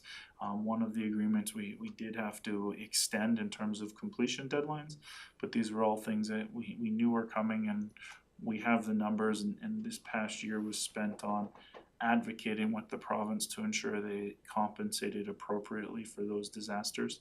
And full credit to Mr. Zhang while he was here. He spoke the language of the province and let us advocate so that I think some of our results are much better than you could typically expect for. Going forward, it's a lot about figuring out the metrics that council wants us to monitor and provide those reports in a consistent manner. We're looking for some of that integration through our asset management program. We are starting the development of a council-facing fleet report based on the policies that council adopted in December. We have conducted a review of all of our fleet, and we are putting it in a a council-ready document to show you what the assessment of all of our capital equipment is, what we have it as estimated on replacement dates, visual representations of what's there, so that going forward in capital budgets, when we're requesting a piece of equipment, that assessment is there with justifications based on the criteria that council supported. The big one, and it will definitely not be for 2 GMPs based on some of the discussion so far, is our traffic bylaw is quite poor currently. We've spent the last 6 months trying to finalize a new version, particularly around road ban clarifications, where we require road use permits, that sort of thing. It was a deficiency we were seeing, and so we're trying to strengthen that, but also clarify some issues that we anticipate might happen. But overall, I think the infrastructure team did a fabulous job in the last quarter, given everything they had to deal with. There's definitely some room to improve, but I think they're making progress significantly. I know, thank you. You had a question, Councilor McNeil? Sure. So I have 3 questions, actually. The first is in regards to the airport. And it's been noted the preparatory work commenced for the future haying contracts. Is this, so I guess my question is on this one, when can we expect to see it, as it's gonna need to be cut this year? So my understanding will be in Q1 or Q2 of this year, we will advertise those for tender. Is how I understand it based on the discussions I've had with Steve. And thank you. Then the other ones were in regards to under transportation, towards the bottom of the list. You had noted that a consultant had been retained to develop a 5-year fleet replacement strategy. And then the bullet below, a consultant had been retained to review and update design and construction guidelines, including maintenance standards.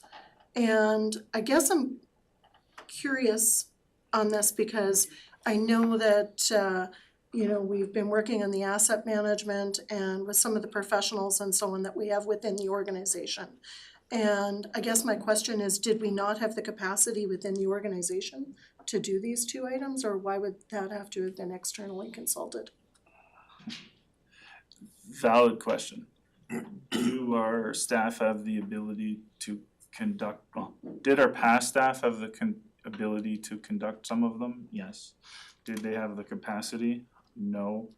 In relation to the financial analysis model that we've developed with Fleet, where we brought the policy towards council, that particular analysis, we did not have the ability in-house to come up with the criteria based on council and the weighting structure, that sort of thing. That was new for organizational wide.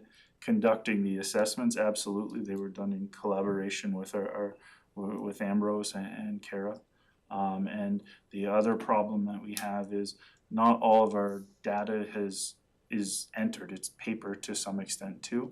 So a big component of it was they focused on that, and we have our in-house staff also focusing on the paper component to ensure that we have appropriate amounts of financial information when it comes to repairs, so that model works appropriately. For the servicing standards, that is a difficult one. Our servicing standards were built off of a model of another municipality. Joan could probably speak better to the exact date on when that was done. What we were finding is the public would disagree with some of the servicing standards when it came to approaches and approach sizes. The review hadn't been done in terms of actual capacity on building servicing standards. With the exception of Joan and myself, none of our team, to my knowledge, had the capacity internal. And we thought because there are also formal engineering drawings and that sort of thing, utilizing our contracted services budget for it would be appropriate. Okay. And if I could just follow on that specific question or comment, I kind of compare that situation to where we were when we started to look at a comprehensive cold mix road rehab program. You know, the recommendation was that we hire a consultant because the consultant, of course, would be able to do core samples and would, you know, identify it. So, the capacity is always the issue, whether they have the time. You had a third question? No, that was all three of them, so thank you for that. Thanks, and so we'll go Councillor Wright and then Councillor St. Martin. Through the chair to the CAO, in your water update here, just two questions. So you and I had discussed this, but I just figured for the viewers, it says here that administration is preparing for the 2026 review of the water and sewer rates for Fort Assiniboine and Blue Ridge. I was just wondering if you'd be able to just give that update here for the ones that are watching as to what your plan is with that going forward. Absolutely. And then the second part of that is that the watercolor issue was addressed, and I was just curious where you got your feedback from. Okay, fair enough. Through the chair, first off, in relation to process, currently there are two aspects of our utility review that are underway. One is comparison of other municipalities' water sewer rates, because there is a large concern that we've heard, and I believe there's a petition to some degree of success out there regarding the rates. We wanted to do an analysis to provide council to show where our rates fit in with comparables, for one. We are also taking our review of our utility system and coming up with a new rate. So it's really two phases. I hope by April, we will provide council with an information item on where we are at comparatively to the other municipalities. We will propose that, I believe it's in July or August, that we will have a new rate model to bring to the Tax and Finance Committee to discuss. The biggest issue I see is our utility system historically is operating at a deficit, and general tax dollars are subsidizing its operation. Now, that's entirely okay if that's the direction of council, but based on the information that I've seen, I don't believe those discussions have been adequately had with council to show what that deficit is and how it's being subsidized, so to speak. In regards to the how we're justifying the quality, we're using the provincial regulations to ensure that we are compliant, but we're also basing that on the fact that the number of calls has dropped. Thank you. Councillor St. Martin. Thank you, Mr. Reeve. I missed this on the first report, but I wanted to give accolades to staff on these reports. They're awesome, and I really appreciate it, and I really appreciate the look aheads. And I think the community will appreciate that as well. I did have a question though on, are we thinking about the spring flooding with the amount of snow that we're receiving, and are we calculating the potential for a spring flood? Through the chair to Councillor St. Martin, we are having those discussions, but that being said, currently those are discussions with myself based on our staffing structure. So I have had some informal discussions with the team. I haven't had them here yet with the Whitecourt crew. But it is something we're aware of, and I do hope that these warm weathers that we're having will also mitigate that to some degree. But it is a consideration we're considering, and we do have the mechanisms to steam culverts and that sort of thing to ensure the appropriate flow. Thank you. Follow-up question? Yeah, Mr. Reeve, through to CAO Ferris, thank you for that. I am really concerned though about the areas like the McLeod River and Range Road, East Mountain Road, where that is actively moving already. And any roads where we have failures, Grope Creek Road from the Grope Creek issue, I can really see that compounding and being dangerous in the spring if we don't look at or think about how would we mitigate that. We'll make sure we can. Thank you. Yeah, I'm just gonna weigh in on that, and then I'll turn it over to you. mitigation strategies can apply in some cases, and in some cases, you know, it's a difficult financial question to try and commit resources towards a complete mitigation strategy, and as everybody knows here, my house was compromised in that 2023 flood. I also know that that was in at the end of June, and it had nothing to do with snow melt coming out of the mountains. It had everything to do with 4 straight days of 100 millimeters. And those things, I don't know what kind of mitigation strategies you can put in place. Road sloughage, typically those are reactive. And so it's a good question to ask. It's just a hard question to answer. Yeah, I just wanted to say the same thing, like our snow has dropped considerably. We've had such warm weather, we're in for another spell right now where it's above, even at night, above 0, so our snow's gonna go down again. And it's hard to mitigate any flooding because you can't control it. Like, I mean, and there's nothing you can really do as an administrative staff to actually do any flooding with the rivers or anything because you can't control that.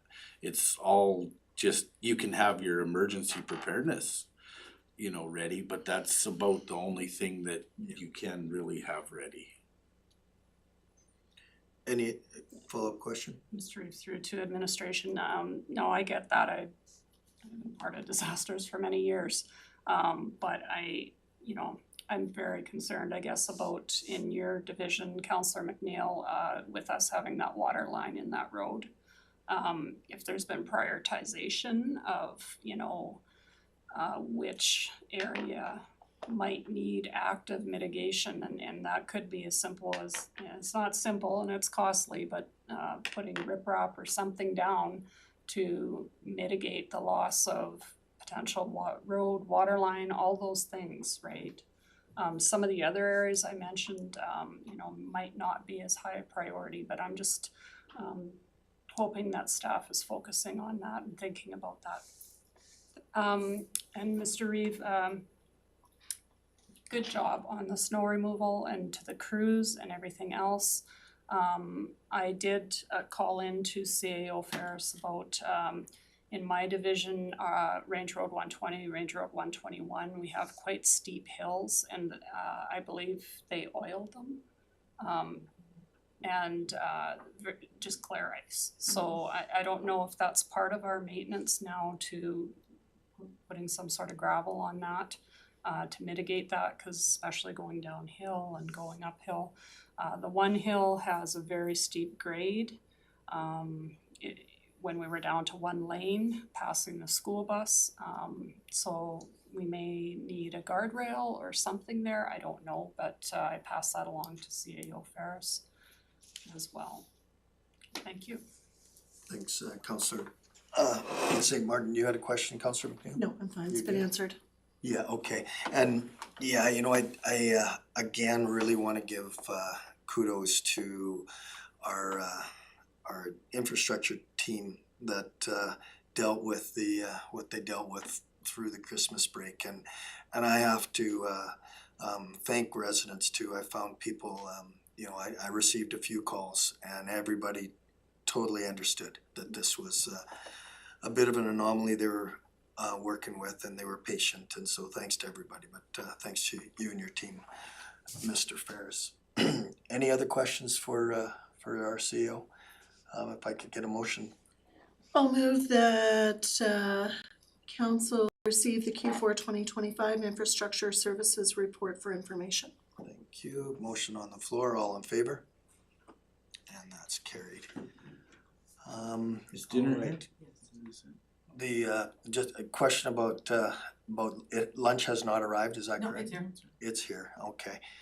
Now apparently it's a hot lunch. Do we want to try and get through the CEO reports, or do we want to break for lunch now? What does council want to do? I think it's gonna be a long afternoon, so we might as well break for lunch. Sure. Okay. Well, I'd call for a motion to recess then. I'll move that council recess at 12:36 PM.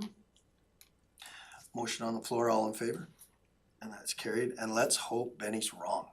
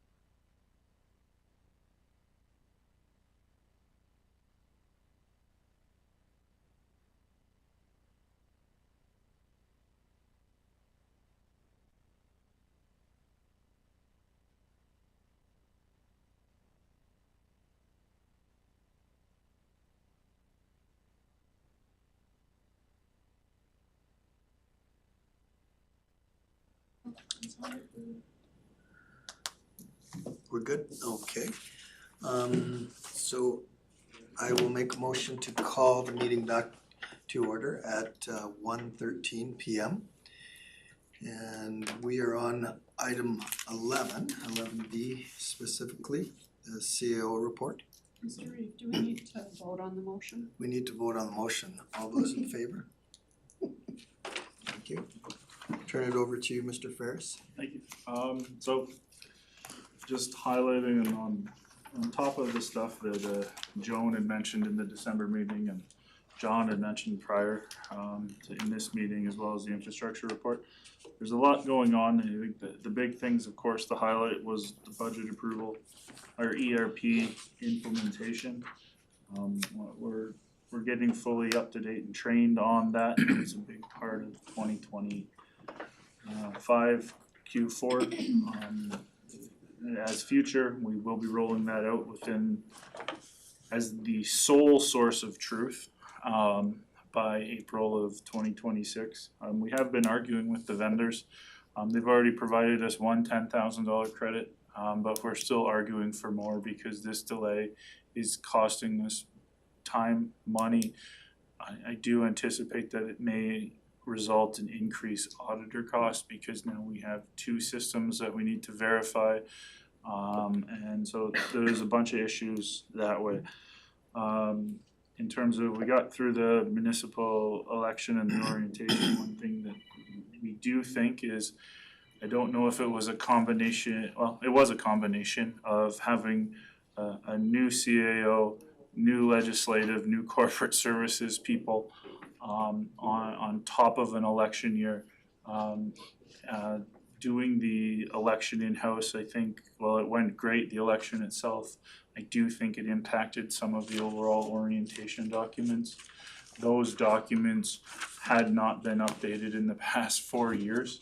So when we did get a chance to look and start updating them, not only did we have to update the legislative requirements and ensure that it was truly our document, we were also balancing that with the need to hold the election. So it is something going forward. I think we may want to look at potentially outsourcing the election. But that's a discussion for a later day, but it was an area of improvement where I thought we could have provided a better orientation if we had had that time rather than focusing on running the election. From a financial aspect, the ERP system, and as Kara mentioned at the last meeting, it is a really exciting time where 2025 was built on setting the systems up, and 2026 is really us utilizing them to give you that data and that information that will be quite valuable going forward. Council's support on modernization of our policies and our procedures. One of the things that we finished in Q4 was the physical analysis of the fleet vehicles, which was previously mentioned. And I think that fleet report card that you'll get sometime, I believe, in somewhere between April and June right now, will be a really good next step for the organization. From an organizational leadership point of view, we continue to meet as an SMT. We have standing office meetings with SMT biweekly. I also then do one-on-ones with the directors. We also have a monthly managers meeting, but we also do a sub meeting with the director and the department managers, and that rotates between one department to another every month. Additionally, from engagement with a workforce point of view, we did conduct a staff satisfaction survey. Those results will be coming to you this quarter in 2026. I'm averaging about 1.5 days a week during the quarter in the fort. Historically, the CAO just wasn't present there, but it is something that we've seen, or I've heard direct engagement benefits from, and it's something I'd like to keep up. Also reduces my drive sometimes. How do I get there a day and a half? Some days I'm not there at all. Some days I'm there 2 days a week, so it all balances out that way. I'm very rarely there more than 2 days a week, but I do have a presence there, and that's working. From an organizational staff point of view, in Q4, we came up with a training matrix when it comes to safety training for our staff. It kind of, in my opinion, what we were doing before, it was a little bit all over the place. It wasn't really consistent on who needed what.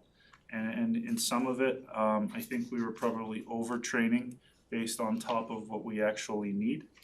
And so there's costs associated with that as well. We finalized the training matrix, and we're planning to rolling it out to staff all organization-wide in Q2 2026. We're working with managers right now in Q1 2026 to just make sure everything is in alignment and is functional for what managers need. We finalized the rollout of the Nectar Employee Recognition Program. So what we saw organizationally and what was also highlighted in some of the staffing certifications or surveys was there wasn't enough recognition of our team. We do a lot of good work and sometimes we get bogged down and forget to recognize that. And I don't necessarily mean just for myself, but individual to individual.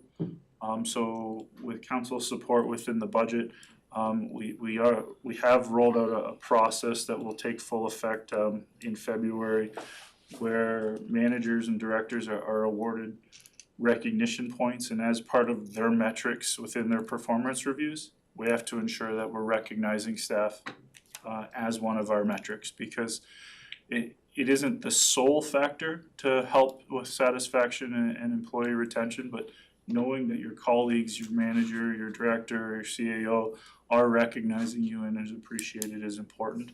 And so we're rolling that out as another mechanism to show that. We rolled out our first recognition night / Christmas party. I think it went over pretty well.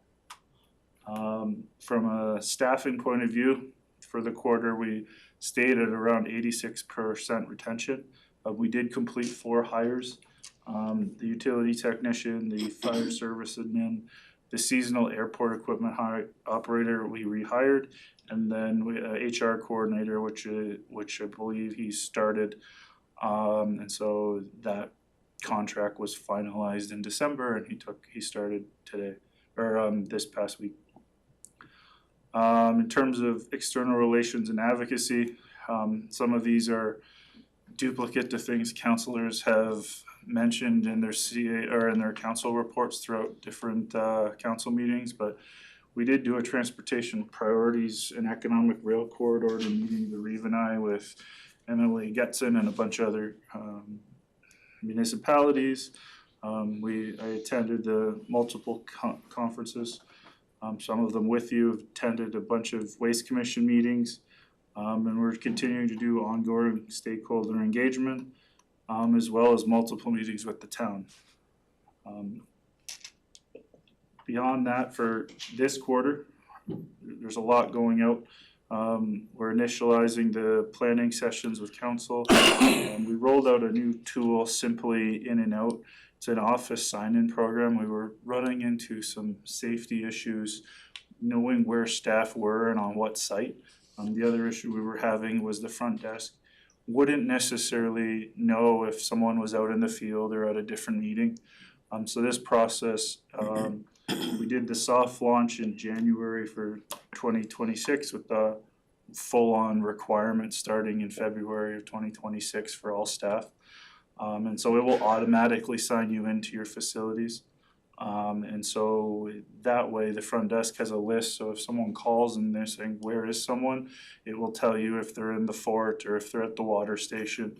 It also enhances safety because now when we have staff working alone and we're like, where is our utility operator? Oh, he signed in that facility, and then if we can't get a hold of him on the safety aspect, we at least know where he is. So it's rolled out.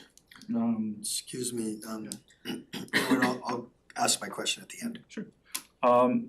After 3+ years of requests from council, we finalized a welcome guide that we'll be providing to new ratepayers in the county. The official launch of that program will be February 14th. And we will utilize it as a Love Where You Live campaign. Basically, multiple council committees and council had requested some type of welcome wig and welcome guide of the county. 8 months of production, we got it to a good draft, and we sent the final draft there out to council as well. Some of you had provided some additional comments, but we're really excited to roll that out come February. So it's shouldn't have taken us 3 years, but we did do it. We've been working on a big project that'll roll out in this quarter is our TCA policy. It needed a drastic amount of updating, particularly when it came to recognizing what we are capitalizing. Mr. Orwa, I'm sure could speak to it better than I in relation to our history of potentially not capitalizing everything we could, particularly in the maintenance realm. If we're replacing a truck engine and the cost of that is in excess of the remainder life on the vehicle and that sort of thing, we do have the ability to capitalize it, and that would improve our metrics with the province. Council had also tasked us with working on a donations and donation acceptance policy as a result of some of the confusion and lack of policy when it comes to receiving donations. So we're working on that. With our new HR person in board, another thing we do need to improve upon is our overall onboarding program, which we're working towards now that they're on board. We're also planning near the end of Q1, potentially early Q2, of our new map portal. Our current Catalyst program, we are switching to a different model and a different contractor. And so we will be having to roll out that new one. Economic development, we've for 2026, we're refocusing business engagement. I think you may have seen it. We did our first business recognition post. So we recognized the Gemma's Cafe there in the fort. Our goal is to recognize a minimum of one business a month, but also have 2 on-site business retention interactions with businesses within the county. And so my understanding is in January we've done 1, but our goal is at least 2 every month. We have a lot of amazing entrepreneurs and businesses, and we want to recognize them. We want to know why they're in Woodlands County and how we can keep them get them to stay. And then I think historically, everyone's mentioned the kudos on the layouts and on these documents. There's still room for improvement. Any comments, things we can do to recognize things council would like to see, the comments you provided on the other reports is valuable. We're just underway in utilizing key performance indicators and performance metrics on how our business units operate. So if there's things you'd like to see beyond the ones that you've seen so far, please let me know, because the more transparent we can be with those indicators, the more accountable we can be, but also the more outcome-based we can be with our reporting, because there's probably some things in here that go into too much detail because we don't have a KPI that tells us what it is you're actually needing from us. But ultimately, I have to give kudos to the team because we managed multiple high-risk, high-visibility files simultaneously as we're closing out the year end, throwing in a historical blizzard for good measure. We met the vast majority of our obligations, if not all of them. Our budget is underway and being utilized, and thank you for council for that. And we're still stabilizing a lot of our major systems with processes, because historically those processes weren't written down. And what we have seen in the past year as a whole, with staff turnover, that consistency and that accountability of the processes may have been there historically, it may have came and gone, but we need to codify it so that we consistently deliver a product that meets council standard, but more importantly, the public standards, and we're getting there. And there's still a long way to go, but I think we made some amazing progress in 2025, so happy to take questions if there's anything else. Thank you, CEO Ferris. Questions from council? Go ahead. Just have a few comment and then a couple of questions. So agreed, I once again really like these, the style of these reports. On page 120, under external relations and advocacy, just an editing note. The statement, bullet number 2, meetings with MLA Shane Getson, et cetera, is exactly a copy of what's right above it in the quarter, word for word. So that should probably be edited. And moving on to page 122, under looking ahead and the Q1 2026 priorities. The finalization of a donation and donation acceptance policy. So I'm wondering on this one, basically when it's expected and is it currently impacting the use or disbursement of any donated funds or items? And based on the answer to that, I guess my question would be, is that should we be escalating or prioritizing this item to move forward ahead of some of the other items that we've discussed to GMP? Sorry, through the chair to administration. Yep, go ahead, Through the CEO. chair to Councilor McNeil, the direction from council did provide a timeline, so it is prioritized in that way. The draft is done. It will be on as part of the GMP items for discussion. In terms of, it has not delayed the releasing of funds, council was clear on that prerogative. It has delayed potentially if those groups want to utilize it to purchase things like sprinkler systems. Those things have been delayed because we have no process just yet. Okay, oh, sorry, Did you have a follow-up? I do, yeah. My apologies, just, and I'll get through the rest here, one second. Also on that page, on page 122, 134, and this statement, it's been in a couple other areas too, about the county enters 2026 with an approved multi-year budget. It was my understanding that's not technically accurate, as we have an interim budget. We do not have an approved budget. Or we have an approved interim budget. So if I may, to Councilor McNeil, our capital budget is approved, it is not interim. Either is our capital plan, it is adopted and formalized. Yes, the word interim is there. I guess from a direction point of view, our interim budget means we're going to start working on those projects now. If council's interpretation is that the interim budget isn't final enough in the sense that we should be conducting operational decisions based on that budget, I would like clarity, because that will stop a significant amount of work that we're currently doing. So it is finalized, recognizing there may be some minor tweaks and tax implications, but we are working under the interpretation that what was in there and the projects we proposed are to proceed or start. And I would speak just from an historical point of view. It's interim in the sense that the assessments haven't come back, which could create mill rate adjustment from a practical operational, getting the job done, buying graders, plowing roads, that sort of thing, that, you know, they've got their marching papers in there and they're working with it. Does that satisfy your question? It gives me context for sure, and as a newer, you know, person to the position, that's something I'm gaining clarity on as far as, like I said, the implications of interim. I totally understand we need a working budget, and that makes sense.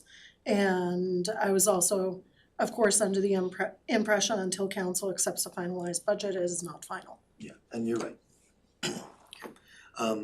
Any other questions before I No, turn? thank you, I'm good, thank you. Councillor St. Martin. Okay, thank you, Mr. Reeve. And again, kudos on the report, and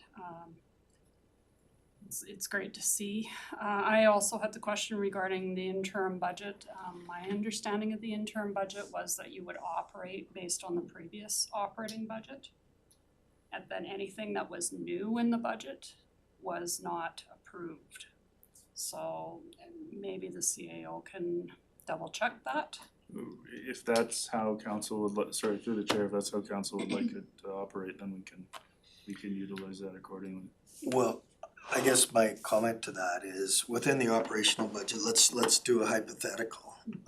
If staff need to be hired, that's an expense that didn't occur in the previous operating budget, so we're tying their hands from doing things if we don't allow them to do things. So historically, we've always approved the budget subject to assessments coming back, and both the operational and the capital portion of that budget would proceed. Question? Just have a clarification comment on this, and what I'm hearing about the conversation is that it sounds like this item is wiggly, and from a regulatory perspective, I'm not comfortable with that. I think that, you know, I'm sure that this is something that should be, it should be very clear one way or the other, you know, so my question, I guess, through then to administration would be, what is the correct regulatory protocol on an interim budget? Go ahead. Through the chair, in terms of, we have no formal protocol that way from a policy perspective. The budget was authorized as an interim mechanism by council. It has been interpreted that those tasks, those new special projects, those sort of things can proceed. We have job ads currently advertised. There are sponsorships that we are receiving requests for that are new. We are considering them currently based on the budget that's been approved. If the direction is to only do status quo as we did last year between January and April, that is entirely fine, we can do that. The budget will have to change to reflect anticipated start dates of staff. You also have to recognize that that does slow the progress of the organization, and effectively we're just doing the day-to-day until April, and if that's okay with council, that's fine. It's just, we haven't had that discussion, and perhaps that is an issue on my end, but when that budget was approved, there was very little from council in potential concerns other than cuts. So big projects that are significant, in excess of $100,000+ from an operating point of view, we are holding off where we can. That said, the capital budget was approved without interim designation. I know that was a comment from, I believe it was yourself, Councillor McNeil, that you believed it was interim, but the motion was quite clear. We watched the video, and so we've been, with the exception of the mowing program, because we have some questions of that internally and the significance of it, we've been starting to do those tenders. We have been awarding some of those projects because that was not interim. And so it. Yeah, and I just follow on that. Sometimes that final budget, as per the mill rate discussions, isn't passed until, you know, late April, May even, and to stall this organization from proceeding with tenders and projects and hiring staff, it's never been a practice since I've been around, and I don't believe we're non-compliant. That's what I'm hearing you say, we're not non-compliant, so I don't think it makes sense to put the brakes on things. Go ahead. Mr. Reeve, Chair, through to Council and Administration. Absolutely, I double checked and the capital was approved, and the 5-year capital, I believe, or projects was approved. The operating though, per the MGA, they typically want you to approve it by December 31st, and if you don't, you adopt an interim budget.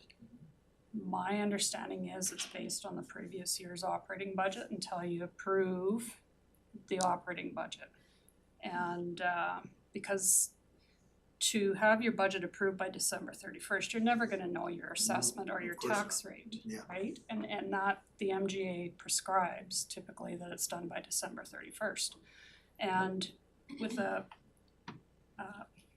interim budget. That's why there's a urgency to adopt that in the new year as quickly as possible and not leave it till April. And so, if through the chair to CAO Ferris, can you just get an email from the auditor on that Sure, absolutely. so that we have a clear understanding? Okay, so we had a comment. I agree with what Councillor St. Martin's saying.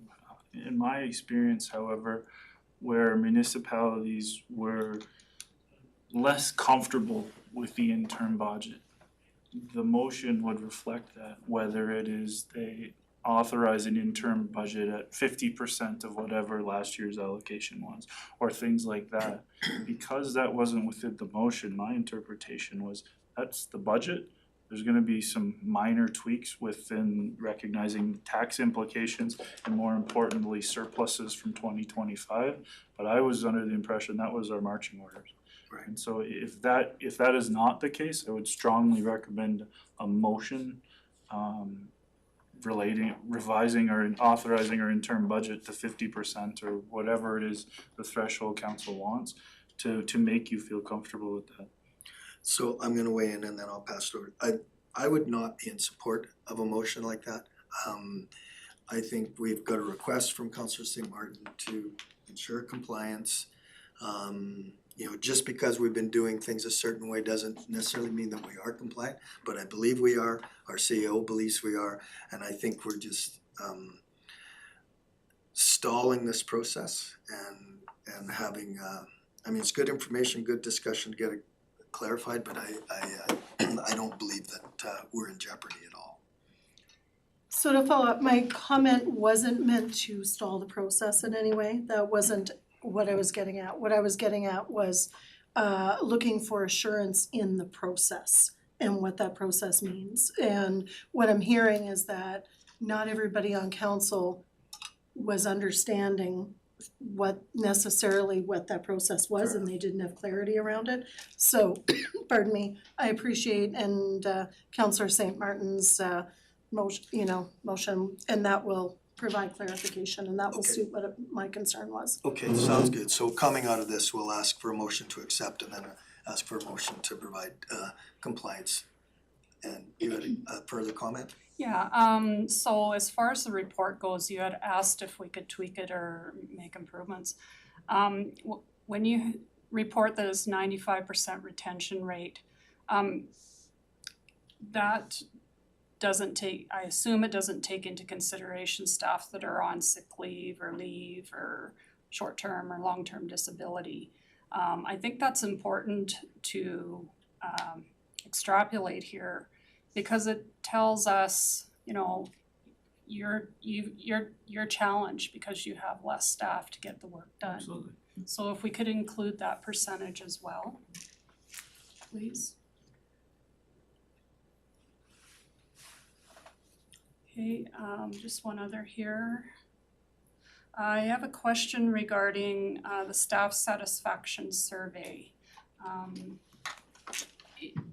In the survey, is it confidential? Like, you know, can you determine by department who and what staff said what, or is it Anonymous. anonymous? Through the chair, so this was the first one we've done, so it did request whether you were in corporate services, infrastructure, or community services, and it did also request how long you have been there. Like, so have you been here for a year, have you been here 30 years? Now, the aggregated data doesn't show me who said what. I did hear some concerns from staff that, well, if you've been here 30 plus years, there's only a select few of those, and it's gonna be pretty obvious. The intent initially was to ask that because there's been trauma at this organization, there's been a history, and I wanna see, ideally, is is the concerns from the organization from our fresh staff, our staff that have been here a while, is it staff that have been here for a long term, just so we can target that engagement with staff accordingly. Going forward, we're gonna remove the year of services, but it was aggregated, I couldn't see who said what, but I did hear from some staff that that was a concern. But yeah, no, it was aggregated where we couldn't individually. Some of the comments we've discussed at the SMT table, and the acting director laughed when I brought up one. He's like, well, I don't know if you know it or not, but that's mine. So other than him volunteering his concerns there, I couldn't tell you who said what. Okay, thank you, and I think that might be it, I'll just check quickly. Under, we don't have a waste commission, do we? So it's our regional landfill. Through the chair to the CAO. Councilor McNeil, you had a question? Oh, sorry, your question hasn't been answered yet. If I may, through the chair, I'm just trying to how to structure this appropriately. It's not a commission, it's not an authority. Without going in closed sessions, there's problems with the overall structure of it. It is neither of those things. And so. That's fine, Mr. Chair. Councilor McNeil. Through the chair, just in regards to the metrics, and you mentioned about the retention rates. So I think the retention rates by department is something that I would like to see in there as well, because it's it's something that would give us more valuable information. And just based on what you had said about the employee survey, and kind of, as I'm hearing what you had put forward there, and I appreciate that you said you're gonna change it going forward, because it sounds like that is definitely identifying factors that if I sat there as an auditor, I could probably pick out a good percentage of who said what. Yeah. And if it's not conducted by a complete independent third party, then for something as important as that, we really wanna guarantee anonymity. Otherwise, the value of the information is compromised for sure. And I wouldn't, although knowing which department a comment came from would be incredibly important in some ways, like I had said about retention rates by department, when you have such a small staff, even identifying department, if you say somebody's been here for a year or 2 years by department, well, that again might identify who exactly that person is. And I think it just jeopardizes the entire process. Thank you. Any other questions? Okay, so we've got a couple motions I'd be asking. One is to receive the report as information. The other one is to ask administration to get clarification on compliance with the interim budget process. So, The first one. okay, could you read it out, please? Yep. I'd like to make a motion that council receive the Q4 2025 CAO report from the commissioner. Thank you. Motion on the floor. Any questions to the motion? Seeing none, call the question. All in favor? And the second motion. That council direct administration to determine through the auditor or whatever means that the definition of an interim operating budget. Everybody understands the motion? Okay, motion on the floor. All in favor? And that's carried. Move to item 11D.2. Policy update report, and pass that over to CEO Ferris. We're going to rely on Ms. Mendes for this. Okay, so before you is the 2025 Q4 policy update for your information.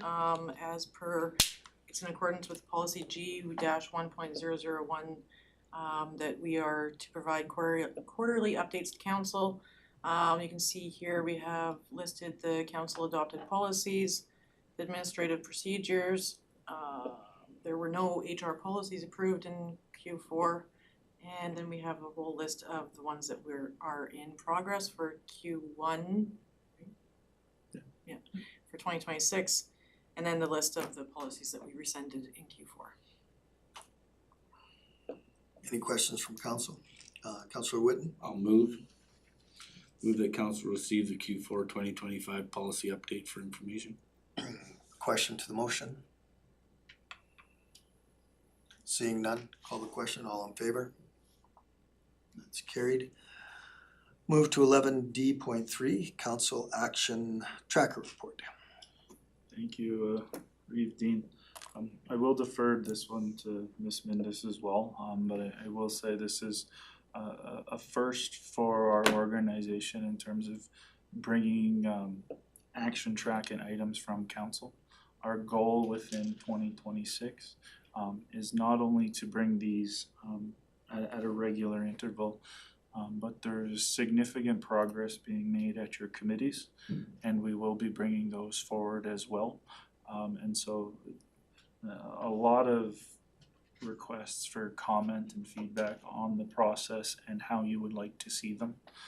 Because this, like I said, it is the first, but I'm gonna let Ms. Mindis speak to that, and if you have any feedback, we're happy to hear it. Okay, so this is first draft of doing a template for the action tracking going forward. You'll see the description, the meeting date, the due date, follow-up status and comments. I did divide it into in progress and complete projects. At the bottom, you'll see the complete ones. At the top, you'll see the in progress. In progress or assigned, and under the comments I've made of approximately when you'll see those items being done. I'm more than welcome to hear any feedback from council of what they would like to see in this report going forward. Councillor St. Martin. Mr. Reeve through to administration. Great, I'm so happy to see this. I do have some comments though. Typically, from what I've seen, you have a motion number and then you have the actual motion in the column under the description. You also have what department or person is the task assigned to. And I believe that's all I had. Okay, thanks, good feedback, thank you. Questions? Thank you. I could echo Councillor St. Martin. I had those same two comments, as well as one thing that I would recommend is for the action trackers, I think each committee should have their own action tracker. And I think for council, it would be beneficial if they came as the quarterly reports with that department, or, you know, like in that, I think would probably be concise for council. But the action tracker for the council meetings, I would like to see attached to every council agenda. I think that it's something that when we're tracking the resolutions and keeping up to date with them, that's been the standard on most of the boards that I have been on external to Woodlands County, is that your action tracker report is part of your meeting agenda for every meeting. And additionally, I like the way that you prioritize the in progress ones, so they're at the front and the complete ones at the back. I was just a little confused because it looks, the dates, there's some that are kind of current, on the front side, and complete ones that are February 26th, but then when you go like 4 pages down, the dates seem out of order. So I don't know if a page was maybe just put in out of order, so I didn't delve that deep into it. And I would say the action tracker as well should either have an item number, like the resolution number, I agree, that has to be like tracked, or a page number, just something so that the document itself has like an actual page number, revision number kind of deal. Pardon me. And then additionally, the only other one I wanted to mention is on the list in regards to notifying the town of Whitecourt of council approval for joint regional collaboration session, establishing the shared vision goals, et cetera. It says that this meeting has been, that this item has been complete. And I was unsure, has this meeting been booked? No? I can speak to that. So that item was complete in the sense that we've collaborated with it. The first meeting failed. I received 2 new dates this morning from Peter. So it is complete in the sense that we have 2 dates now. It's just which one works for council. Any other questions from council? I just want to say that it was a pleasure to go through this because ultimately, I have questions, can't remember where we're at, people ask me what happened with this, what happened with that, it's really nice to just go through there and look at it, and I'm sure over time you guys will tweak it and it'll be even more informative, but thank you. Hearing no more questions, if I could get a motion to accept Councilor I'll move the Whitten. council receive the 2025 council action tracker report for information. Okay, questions to the motion, seeing none, all in favor, and that's carried. Peter, I apologize, I forget to look up there, so if you have anything you wanna add, please jump in. We're at the point where we're gonna move into closed session, so I would ask somebody to make a motion, that's a really long motion. Who wants to do that? Councilor McNeil. Sure, I'll move the council move into closed session at 1:53 PM pursuant to the Municipal Government Act, sections 197(2) and following, Access to Information Act, sections 20, 28, 29, 30, and 32, to discuss clarification of authority for HR policies, Access to Information Act, sections 19, 29, 32, to discuss the 2025 procurement overview, including confidential procurement information, administration advice and legal advice, Access to Information Act, section 29, to discuss 2025 council meeting resolutions, including advice from officials, and additionally, item 12.4, which was, bear with me one quick second, thank you. To discuss admin staffing members, and that is ATIA section 16 and POPA section 17 and 19. Okay, any questions to the motion? Seeing none, all in favor? It's carried, so we will move into closed session.